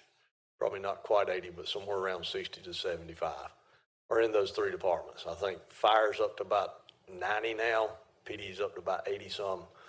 Public services right around 25 to 30, Parks and Rec probably around 20, 25. So there you go. That's your departments where you're at. I may have missed some of the employees in there about, you know, a few one way or the other, but still kind of get the point of that. So the next few slides are just what we're recommending this year as far as capital equipment. These are the items that make up that $5.1 million in loans. And all of these items, I think, except for maybe two in the Parks and Rec department, all of these items are replacement items. So when you get to computer replacements and IT, patrol vehicles, portable radios, things like that in police department, we've got an admin vehicle that you'll see in fire rescue. One of the new ones is equipment for the rescue truck. You all voted to buy the rescue truck. That truck's coming in. This is the equipment that will go on that truck, so that it will be fully equipped. Again, you got the side loader. One of those trash trucks we've already ordered. The board gave approval to go ahead and order it last year. It's coming in this year, so it's in this year's budget. But again, that's just replacement equipment. I've said it before, we don't replace equipment just to replace it. It's what each department does, especially with our rolling stock, you know, cars, trucks, trash trucks, whatever it may be. They get a report from the garage every year about how many days that vehicle's been out of service, how much it's costing each year in repairs, downtime, things like that. And when you get into a fire truck or a police car, but especially a fire truck, which we're not replacing this year, but we are on the rescue truck, you have to look at the downtime as well. Because every time that truck is down, it's one less call that truck can't answer. So we have to put in a backup truck for it. But the other pieces of equipment, you know, whether it's a mower, a skid steer, whatever it is, we take into consideration how long it's been out of service, how old it is, how much it costs to maintain it. And then, you know, we compare that with the cost of a new one. And when it gets about close, then it's time to replace that equipment. We've got some equipment, obviously, that's been out on the road. We've got some police cars that have been out on the road probably now close to 15 years. I think the oldest one we've got is probably one of the 2010 or 11 Dodge Chargers that are still on the road. So it's been out there 13 to 14 years. It's time to replace that because those cars get driven a lot. They probably sit and idle as much as they get driven. So got a lot of engine hours on that engine. So here's the two new ones, or the three new ones. We got a turf tender and an aerator equipment, both of those to be used on the fields down at Parks and Rec, and then the mini excavator for Parks and Rec. We are recommending replacing the leaf vacuum truck. You all see that truck.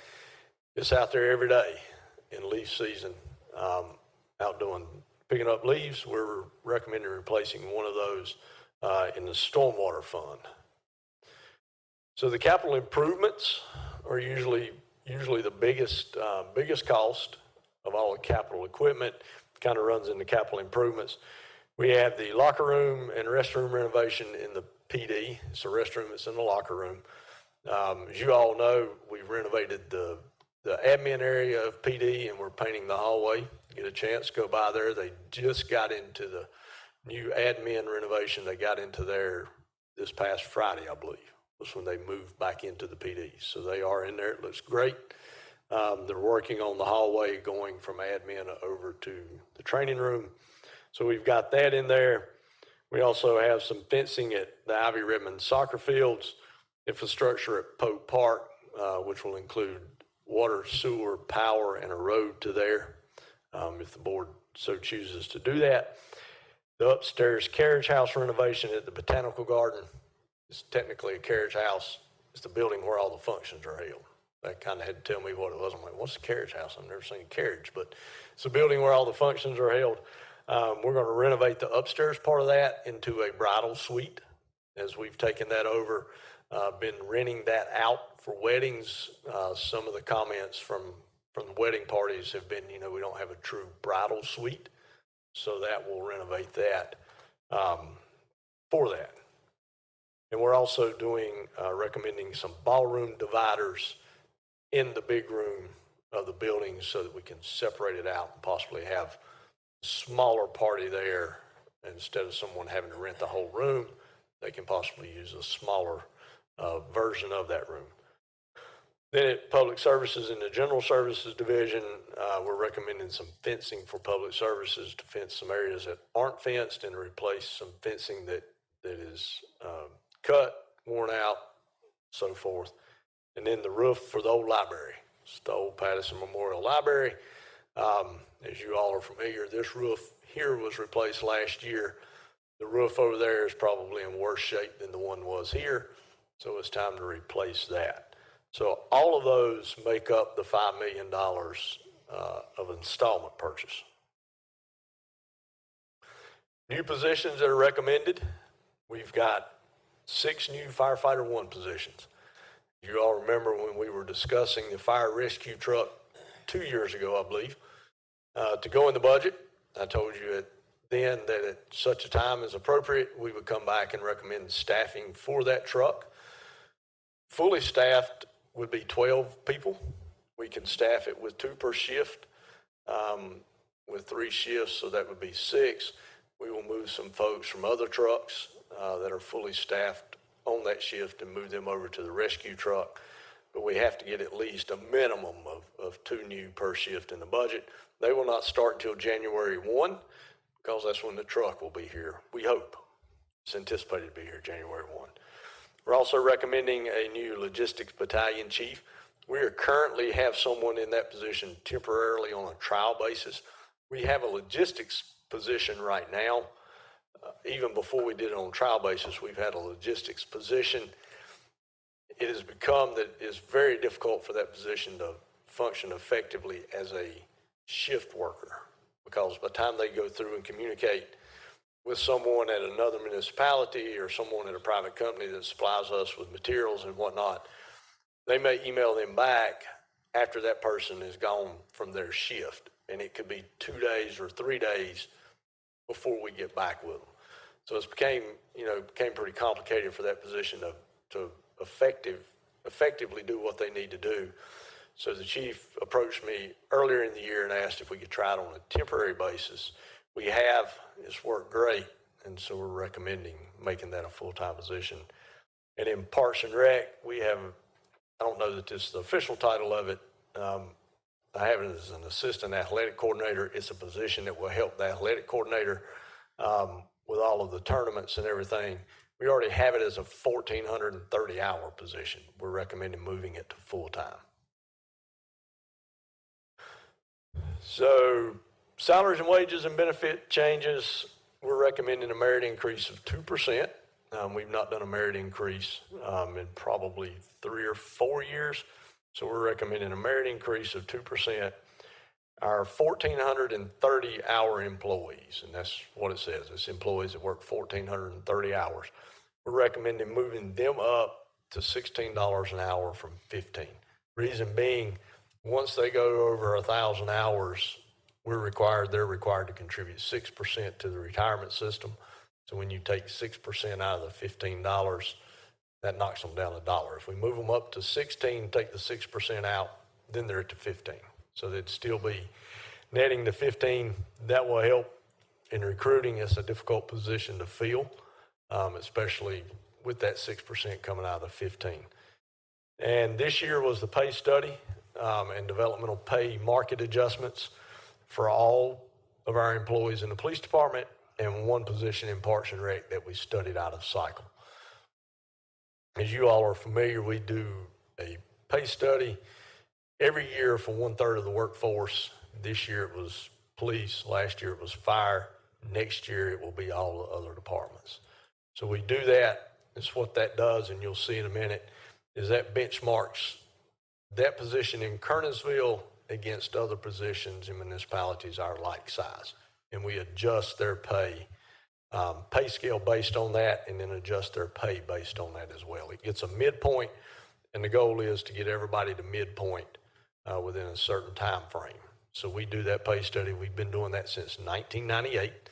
And as I said in the budget message, that has really helped the town multiple ways, but 2 of the biggest ways is it keeps us competitive in the marketplace with other municipalities and even in the private sector.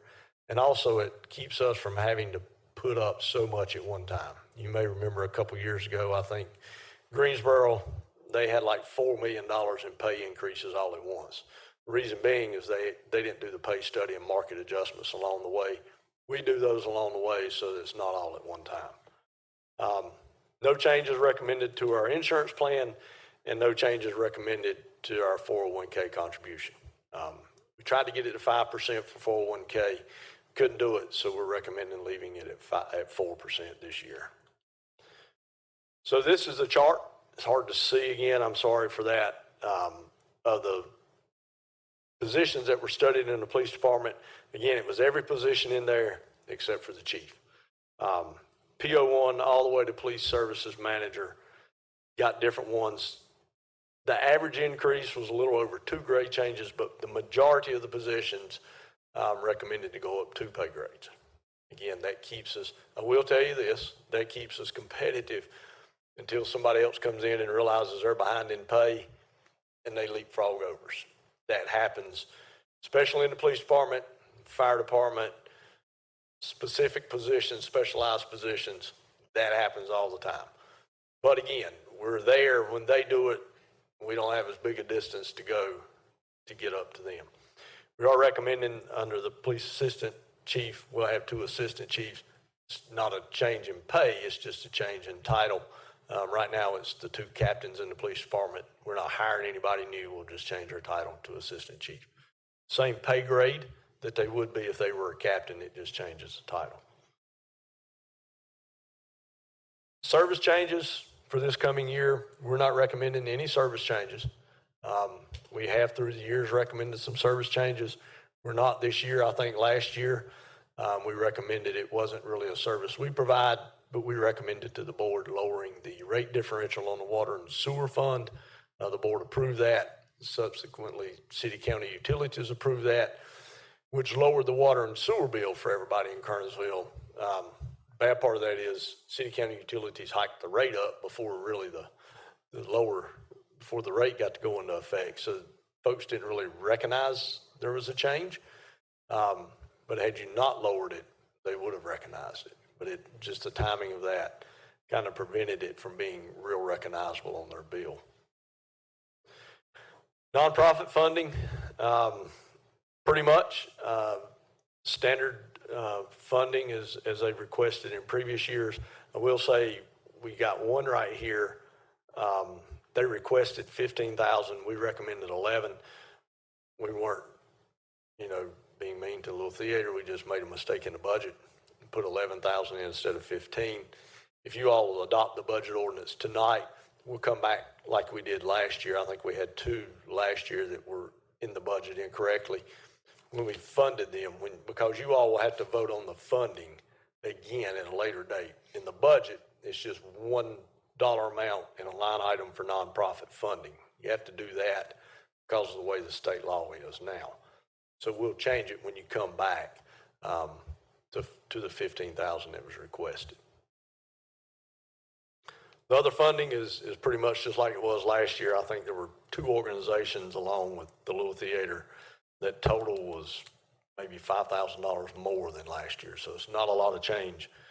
In the nonprofit funding, occupancy tax, you can see that Parks and Rec got a little bit less occupancy tax. We're projecting a little bit less this year for Parks and Rec than last year. The way that works is if we've got any money left in occupancy tax, it goes to Parks and Rec. We fund the 3 above it, the Chamber of Commerce, Kernersville Little League, and the Folly. We fund those 3 at what the board approves first, and then what's left goes to Parks and Rec. So they get their funding, and then if something happens and we don't hit the target, that just really changes up Parks and Rec. It's not a big deal. We can appropriate it out of another source and cover the funding. So here's the big slide. The cost increases for 25, 26. We've all seen the budgets and seen the municipalities and people who've said, oh, why don't you cut this and cut that? These are the cost increases that we really have no way to change. I mean, there's a way to change them. I'm not saying you can't do that, but there's really not a way to change it unless you just pretty much eliminate something. These cost increases total about $3.2 million.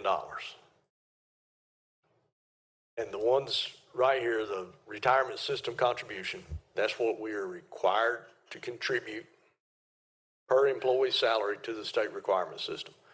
It went up about 2% this year. That 2% cost us about $470,000. You can't not make that contribution. You can eliminate employees and bring that down. But then you get into services. Along with that, the law enforcement retirement, they have a separate retirement system for sworn law enforcement officers. That contribution went up about 2%. Increase in FICA, you got to pay that. Increase in 401k contribution as the salaries go up. It stayed at 4%, but as the salaries go up, that goes up. Increase in health insurance, as I mentioned earlier, this was the first year we had an increase in health insurance. It was about 6%, total about $213,000. And our increase in property and casualty insurance. You all as individuals have seen your property insurance go up on your own home. We're no different in the way we operate here. We have the same expenses that you all have as homeowners, the same expenses that all the citizens have as far as power, gas, water, all of that. So when it's going up at their house, it's going up here as well. The only difference is proportionally it's a much bigger number. You know, if ours goes up 20%, it goes up $200,000. If an individual's goes up 20%, it might go up $400. And then our salaries and wages, of course, the biggest driver of that were the 8 employees that were approved in last year's budget, but not for the full year. They came on in January, so we had to pick them up for a full year this year. Then there were 2 employees that were hired mid-year in 24-25 that will be a full year in 25-26. And then the new employees that are being recommended in this year's budget, that's the biggest driver in the salaries and wages increase. So what does all that mean for the tax rate? We're recommending a tax rate of 50.9 cents per $100 valuation. That represents a 7.5 cent tax rate decrease. So our current tax rate is 58.4. We're recommending going to 50.9. I know you all have heard it. I've heard it. Everybody's heard it. Everybody's seen it. The value of my house went up. This isn't, I'm not going to be made whole. I'm going to pay more in taxes. I can tell you that the value of the properties is not anything you all have control over, as you're aware of that. You got your new tax assessment the same way everybody else did. Get it in the mail, and there it is. You all can't control that. That's set by the county. Now, you can lower the tax rate to help offset that. Will 50.9 cent make everybody whole? And as I told you, starting probably in December, that's not going to be the case. There's just no way to do it. In most years, when there's a revaluation, there's a range of, maybe 5 to 20% that property values went up. We can pretty much make folks whole if that's the case. This year, property values went up 5% to as much as 160%. I know for a fact there's some that went up 160%. I know that for a fact. There is no way that without just basically slashing the tax rate in half, that you can make everybody whole. I looked at some different values, property values around town. I took a sample of about 13 or 14 and said, okay, given the old value and the new value, what's the tax rate that would be needed? I've gotten some of those that basically, with their old value and their new value and the tax rate at 50.9, they'll have a tax decrease. They would need a new rate of about 58 cents, 53 cents to stay the same instead of the 50.9. So they'll get a tax decrease.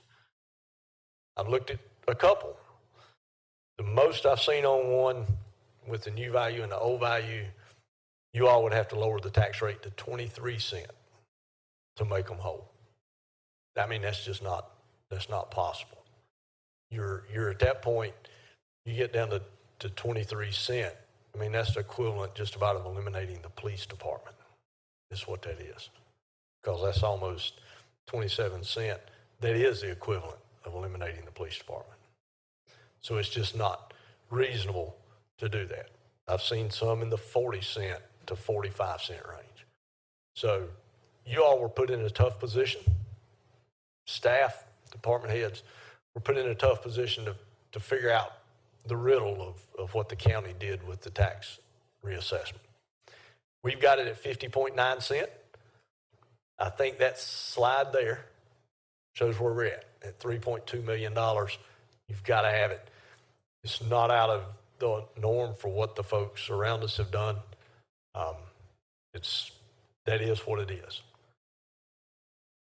So where are we at 50.9 cent? I show this slide every year because you hear it, I hear it, everybody hears it. Kernersville's got the highest tax rate of anybody around. And I'll tell you the same thing I tell you every year. That's not exactly true. Do you have a higher tax rate in Walkertown than Stokesdale? You betcha. Reason being, Walkertown and Stokesdale don't provide a whole lot. I went through Midway today. I guarantee you, I don't even know what their tax rate is, but I'll guarantee you the tax rate in Kernersville is higher than the tax rate in Midway. Primarily because they have 2 employees, I think. They may be up to 3 if they hired an extra one, but I think they're at 2. There's just no comparison. But when you compare us against everybody that provides the same services, we're down here. Now, these tax rates, to be fair to everybody in here, these tax rates are based on what they had last year. I can't tell you what they'll have this year, but that's based on last year's. I have a feeling even if some of them change up, we're still pretty much going to fall in line of where we're at. So we're still near the bottom. Our goal is to keep our tax rate pretty much in line with everybody. We don't want to be the highest. We don't want to be the lowest, because if you're the lowest, you probably aren't providing something you need to provide. But we try to recommend what we need to do the services that the citizens currently have. We think 50.9 will get that done and get it done to the same manner and the same great standards that we've done it in the past. So wrapping up, our future concerns, and I'll tell you, this is about exactly the same slide that we had last year. I read through it. I didn't really have to change it because our concerns are still the same. The top right there is what we just talked about and what you just saw. Our operational costs are continuing to rise. You know, I'll tell you, and I told you I'd tell you, the way we got the 2% merit in the budget was we came in, the budget was balanced. We didn't have the 2% in there. And I sent it back to the department heads. I said, look, folks, we're going to give a 2% merit pay. We got to cut something out of the budget. So they worked, gave them about a day and a half, 2 days, got back. They hadn't made those cuts. That's how tight it was, because the 2% merit's about $200,000. So when they got their budgets to me and I made the cuts, we were within about $200,000 on a $56 million budget. That's pretty tight. So they figured it out, got it done. But this right here is just like, again, at your individual homes.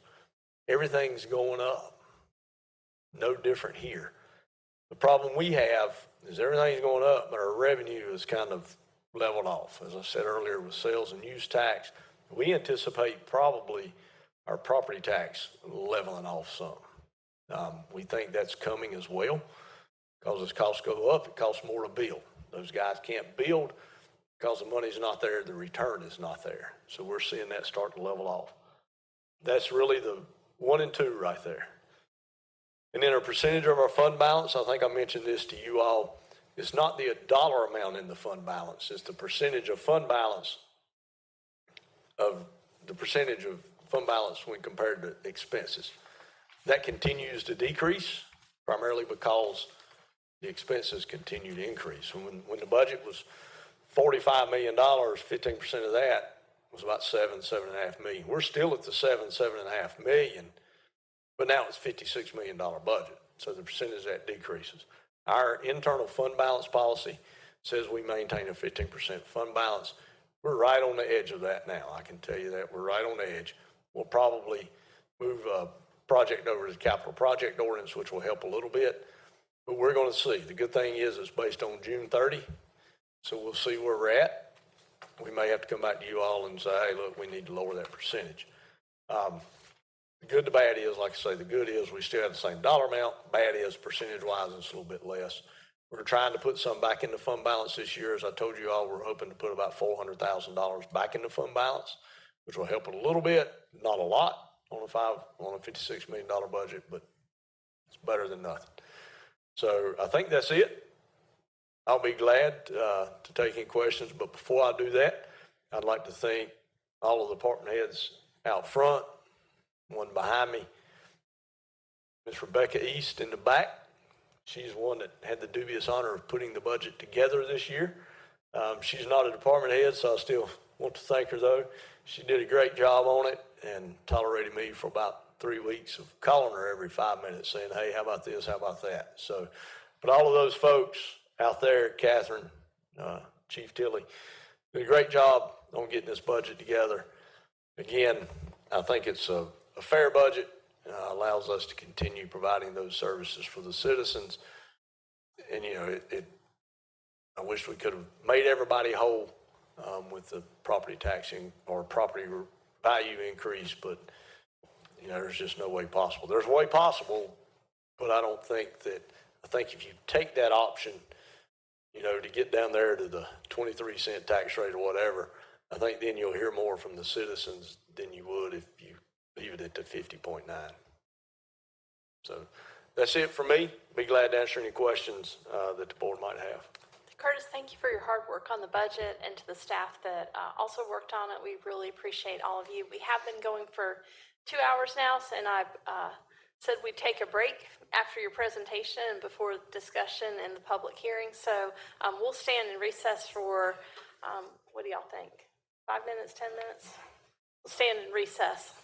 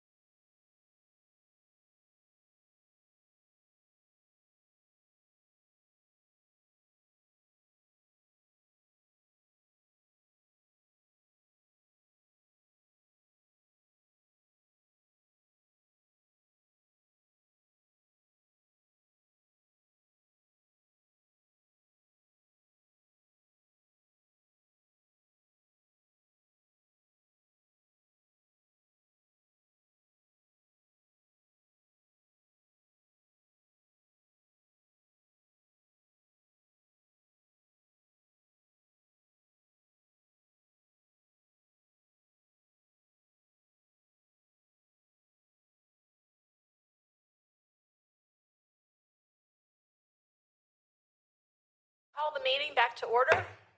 Welcome back to the regular meeting of the Kernersville Board of Aldermen. We have just heard a presentation on the budget, which is our public hearing item 1D. This is a public hearing. I'd like to declare it open and then ask if there's anyone here to speak in favor of the budget. Seeing none, is there anyone who'd like to speak in opposition to the budget? Seeing none, I'll declare the public hearing closed. Board members, if you have questions of the town manager or comments, this is a good time to do that. Madam Mayor, I have one question about the health insurance component, the increase.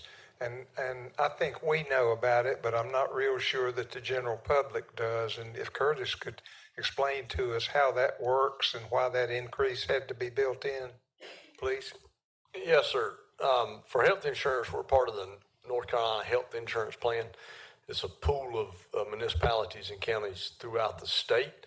And through that plan, you know, we've saved hundreds of thousands of dollars through that plan. We've been a member of it for about 5 years or 6 years maybe. And this is the first year, I think, since we've been a member of that we've had any increase. So it's just like the increase is just like any increase with insurance, whether it be collision liability or health insurance.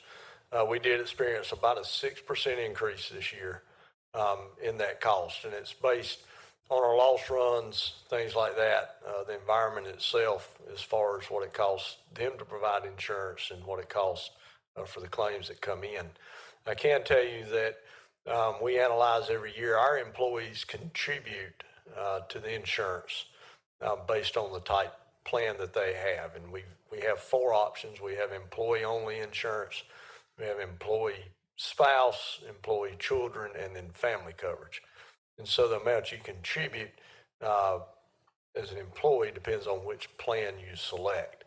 And so, you know, we've got those 4 plans, and it's what we do is we try to keep what the employee pays and what the town pays pretty much in line with what other municipalities do. And so when you look at our plan as a whole, even with the increase that you mentioned, when you look at our plan as a whole and take those 4 categories, we fall right around the median amount as far as contribution goes from our employees and around the median for what the town pays.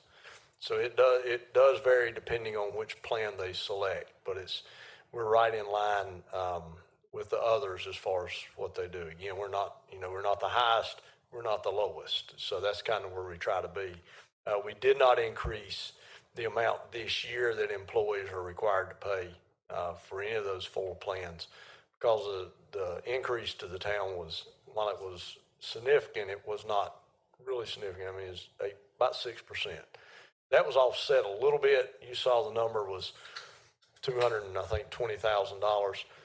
We did see a decrease, actually, I think, in the amount that we pay because employees have the option to select life insurance as well as dental. So those 2 came down a little bit. And I think overall, the insurance plan increased about $150,000. So while it was an increase, it was not very much. So we didn't pass that along to the employees. Thank you very much.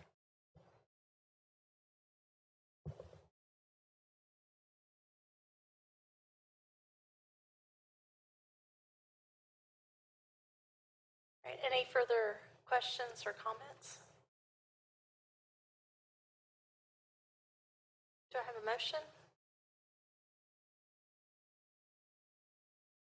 Madam Mayor, I move that we adopt the proposed operating budget for the fiscal year 25-26 for the town of Kernersville as presented by staff. I have a motion by Alderman Apple, second by Alderman Gorham. All in favor? It's unanimous.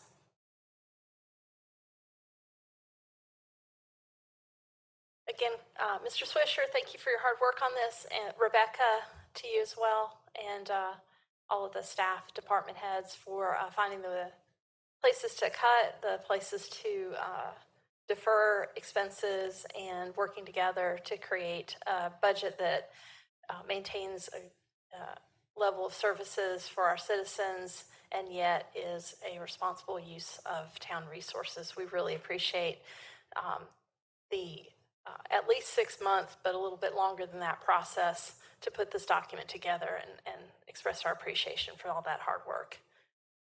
Any other comments? All right, we will move on then to the public session. Speakers from the floor, is there anyone who'd like to address the board on a topic that is not included in tonight's agenda? Okay, seeing none, we are to item 2B, which is consideration of proposed improvements to the signal poles and pedestals at US 421 Big Mill Farm Road interchange. And this is a topic you have been working quite a bit on, Curtis. We appreciate it. What is the update, and what do we need to hear about tonight? Yeah, Madam Mayor and Board, you all remember, I think it was several months ago, you all approved some upgrades to the Big Mill Farm Road in the area of fencing, kind of the light poles, what kind of type poles will be there, pedestals, things of that nature. At the time, there was not going to be a stoplight when you got off of Salem Parkway and you wound around and got to Big Mill Farm Road. There was not a stoplight anticipated for that intersection. They have since done a revised traffic study and learned that there will probably be enough traffic getting off there to warrant a stoplight at that intersection. So they've came back and said, hey, we're putting a stoplight up. Their standard pole for the stoplight is just a metal string pole. You all selected for the pole at, I think, Big Mill Farm and Hopkins Road to be a black powder coated pole. So they've asked us, would you also want the black powder coated pole and the black pedestrian pedestals at Big Mill Farm and Salem Parkway? So that's what this is for. If you all choose to do that, the difference in the cost would have to be on the town. It's $24,000. It's $2,500 for each pole. There's 8 poles. And then it's $500 for each pedestal, and there are 8 pedestals. But that will match what was done at the other end of Big Mill Farm Road. We would have naturally brought it to you at the point in time. We brought all the other improvements and upgrades, but at that point in time, again, there was not a stoplight anticipated there. Not sure why, but there was not, and now there is. Okay, do I have a motion? So moved. Motion for approval by Mayor Pro Tem Thompson. Second? Second. Second by Alderman Gorham. All in favor? It's 4. All opposed? To 1. Okay. Mr. Barrow voted in opposition. All right, item C, consideration of ordinance for budget amendment 8 for fiscal year 24-25. You got a budget amendment that's almost as bad as your budget for the upcoming year. It's about as thick anyway. I'm not going to go through all these. If you got a question about one of them, I'll be glad to answer it. But we're just cleaning up the budget, moving some money around, shifting some money, paying for some expenses. I will tell you that because it stands out, the one in the IT department, IT is a small department. They usually don't have a big budget amendment. It's $302,000. That is because of the GASB rules for accounting. We now have to account for a subscription. If it's a 5-year, but it's a subscription, they require us to count for it all at once. There was one we did not do that for. So that is in there.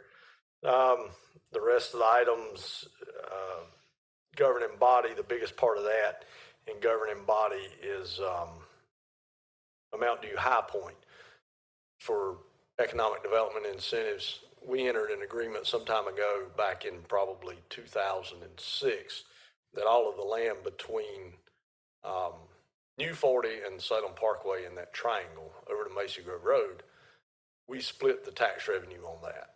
And so High Point didn't send us an invoice until late in the year for that economic development that's in that corridor. It's related primarily, and it may all be related to the North Point Industrial Park. So we owe them a little more than what we budgeted, $135,000. Again, the IT department just explained that. And we've got some land, or some Parks and Rec, $190,000 for some license plate readers, sand volleyball courts, some equipment rentals, rentals to remove property on parkland. That was the 3 houses that we've torn down. And then rental of porta-johns and so forth. That has a revenue with it. And a lot of these have revenue that comes in with them. So with all that said, when you take all of the expenses and all of the revenues, we're actually decreasing the amount of fund balance appropriated by $11,866. So it's a net decrease in the fund balance appropriated. So I'll be glad to answer any questions you might have regarding any of those specific ones. That's just kind of a summary of what we have there.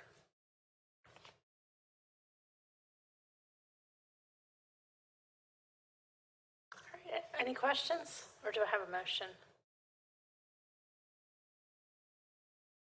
So moved, Madam Mayor. Motion for approval by Alderman Apple, Second. second by Mayor Pro Tem Thompson. All in favor? It's unanimous.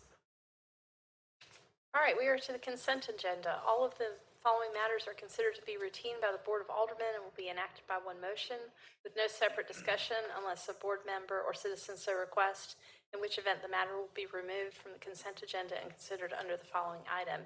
A, approval of minutes for the April 3rd regular meeting. B, approval of minutes for the May 6th regular meeting. C, consideration of a resolution declaring the badge and service weapon for Officer David Brown as surplus and authorizing disposal, and this is upon his retirement. D, consideration of a resolution declaring the badge and service weapon for Officer Mark Blair as surplus and authorizing disposal, again, on his retirement. Consideration of appointments to volunteer boards and commissions, and consideration of an ordinance for temporary road closures for the 2025 Juneteenth celebration, a longer closure part of the time, and then a very short closure to allow the drone show to be conducted. All right. Would anyone in the audience like to see any of those items removed, or any board members? Okay. Do I have a motion for approval of the consent agenda? So moved. Got a motion by Mayor Pro Tem Thompson, Second. second by Alderman Gorham. All in favor? It's unanimous. One thing I'd like to note is that the Winston-Salem Forsyth County Consolidated Water Sewer Utility. Traditionally, there's been a Kernersville appointee to that. It currently is Dwayne Long, and he is reaching his term limit. So the nominations committee did discuss supporting the application, basically giving a support to the county commissioners for local resident and local business person Tom McDaniel, who served for a long time as vice chairman of the planning board and has previously had one term on the Board of Aldermen. So I would like to see if you all would vote to support his application to Forsyth County to serve on that. Do I have a motion? So moved. Got a motion by Alderman Gorham, Second. second by Mayor Pro Tem Thompson. All in favor? It's unanimous. So, Mr. Hooker, if you could prepare a letter voicing this board's support for the appointment of Tom McDaniel, although it is not a designated specifically to Kernersville position. The convention and practice for a very, very, very long time has been to have a Kernersville resident as one of the 5 appointees, and it is that seat that they're appointed to. So we hope that the Forsyth County Board of Commissioners, as one of their 5 appointments they get to make, there's the one that's coming up is Dwayne Long's, the seat currently held by Dwayne Long, and the previous 2 that Curtis and I are aware of were Kernersville residents. Prior to that, we don't know, I guess, but I think it's always been a Kernersville resident in that seat. So we'd like to see that remain. Mayor? Yes. I have a memory click in my brain. Okay. My father, Joe Pennick Sr., was on that commission probably 15 years until he passed away. That was 50 years ago. So we've had one on there. Thank you, Mr. Penix.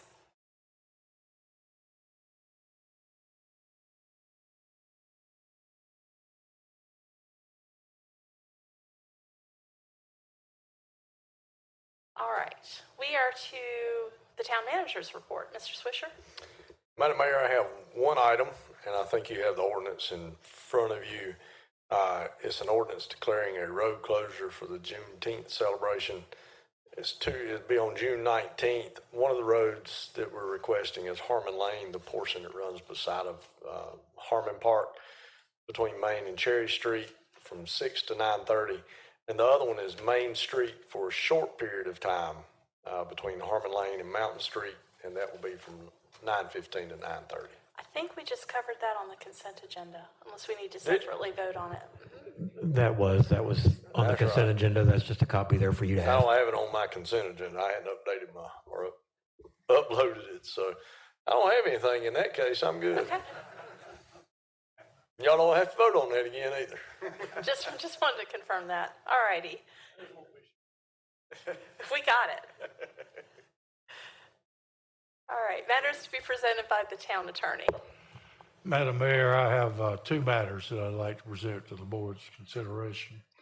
That is, one is an ordinance setting an annual compensation, a well-deserved compensation, I might add, for the Kernersville town manager. And I would ask the board to consider that and to approve the ordinance concerning that. I believe all of you have a copy of it there.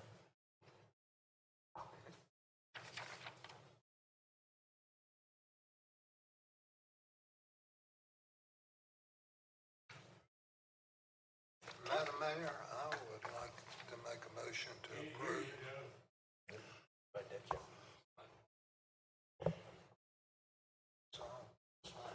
Hold that close to your mouth. There you go. Just close enough. Yeah. You want me to say it again? I make a motion to approve. Okay, I'd second that, got Madam a Mayor. motion by Alderman Penix, got a second by Alderman Barrow. All in favor? It's unanimous.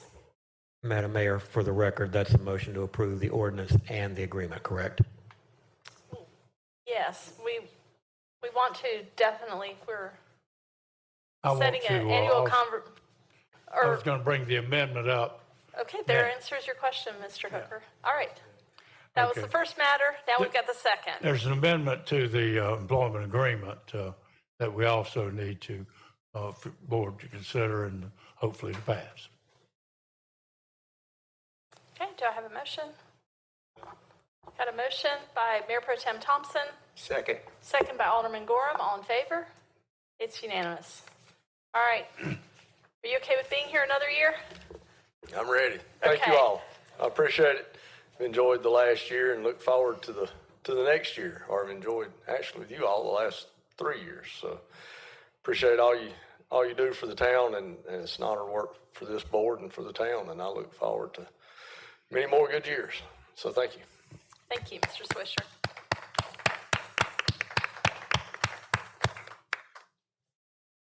All right. Any other business to present by Mr. Powell? That's all I have, Madam Mayor. Okay, thank you. All right, matters to be presented by the mayor and board of aldermen. I'll start with Mr. Penix. Mr. Penix? No, ma'am.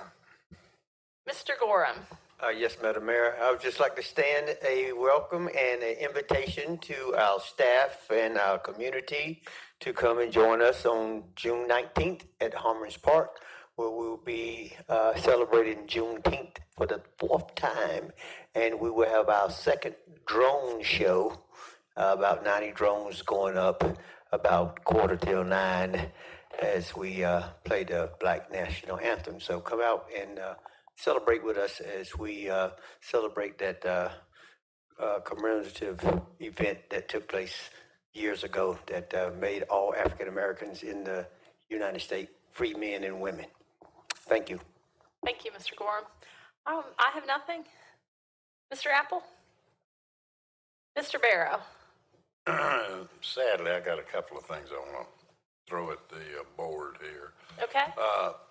all of the delivery companies that park just god awful on all the streets, block streets is horrible. I get calls about it all the time.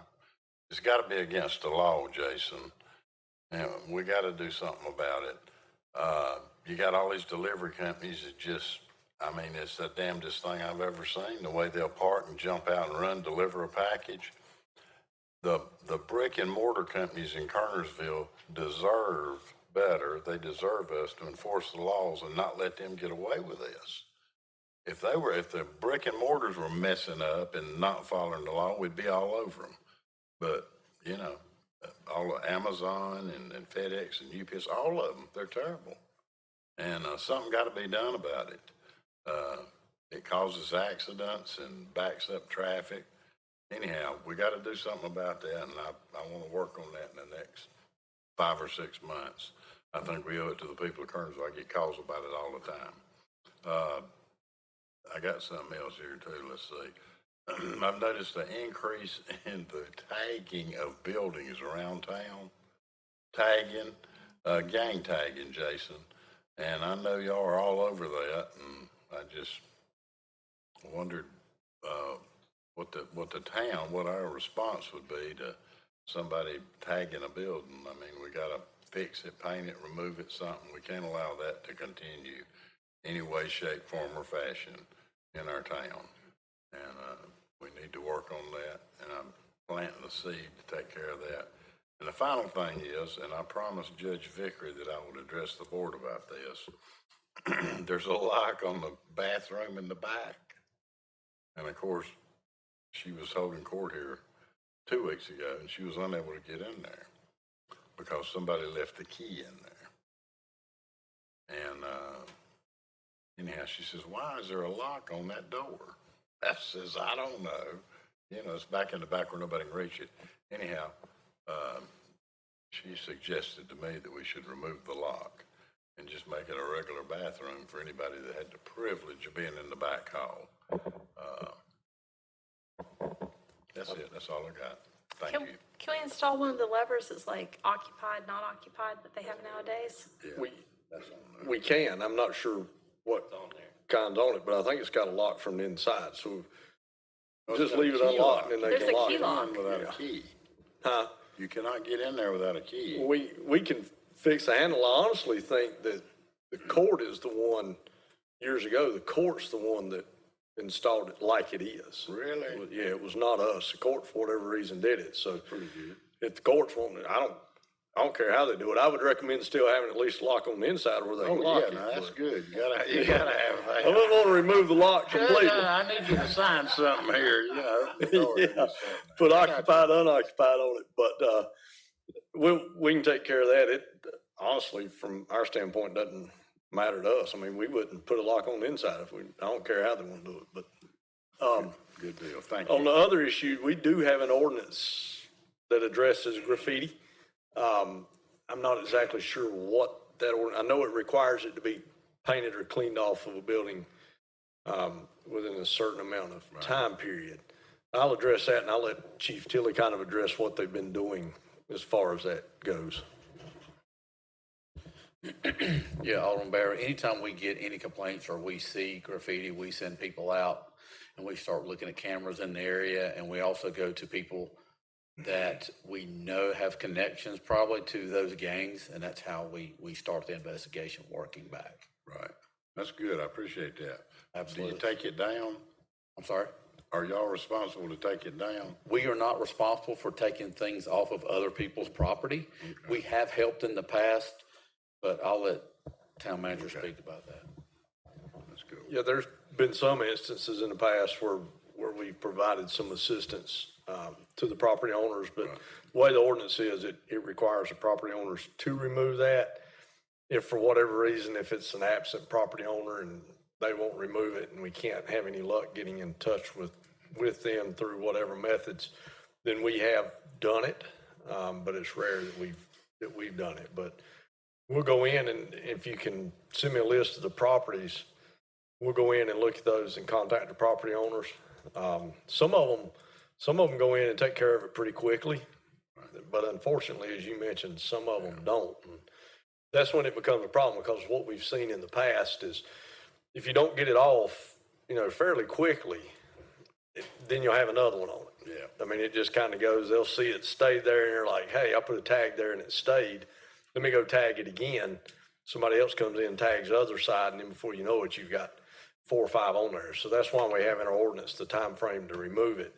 And then we'll get out on, and I know the PD's been really good in the past about getting with the property owners. And they're pretty good about getting it off. But if you will, just shoot me a list of the ones that you noticed. And I'll be glad to do that. I'll get them on to the PD. I appreciate it. Yes, sir. I appreciate it. Thank you.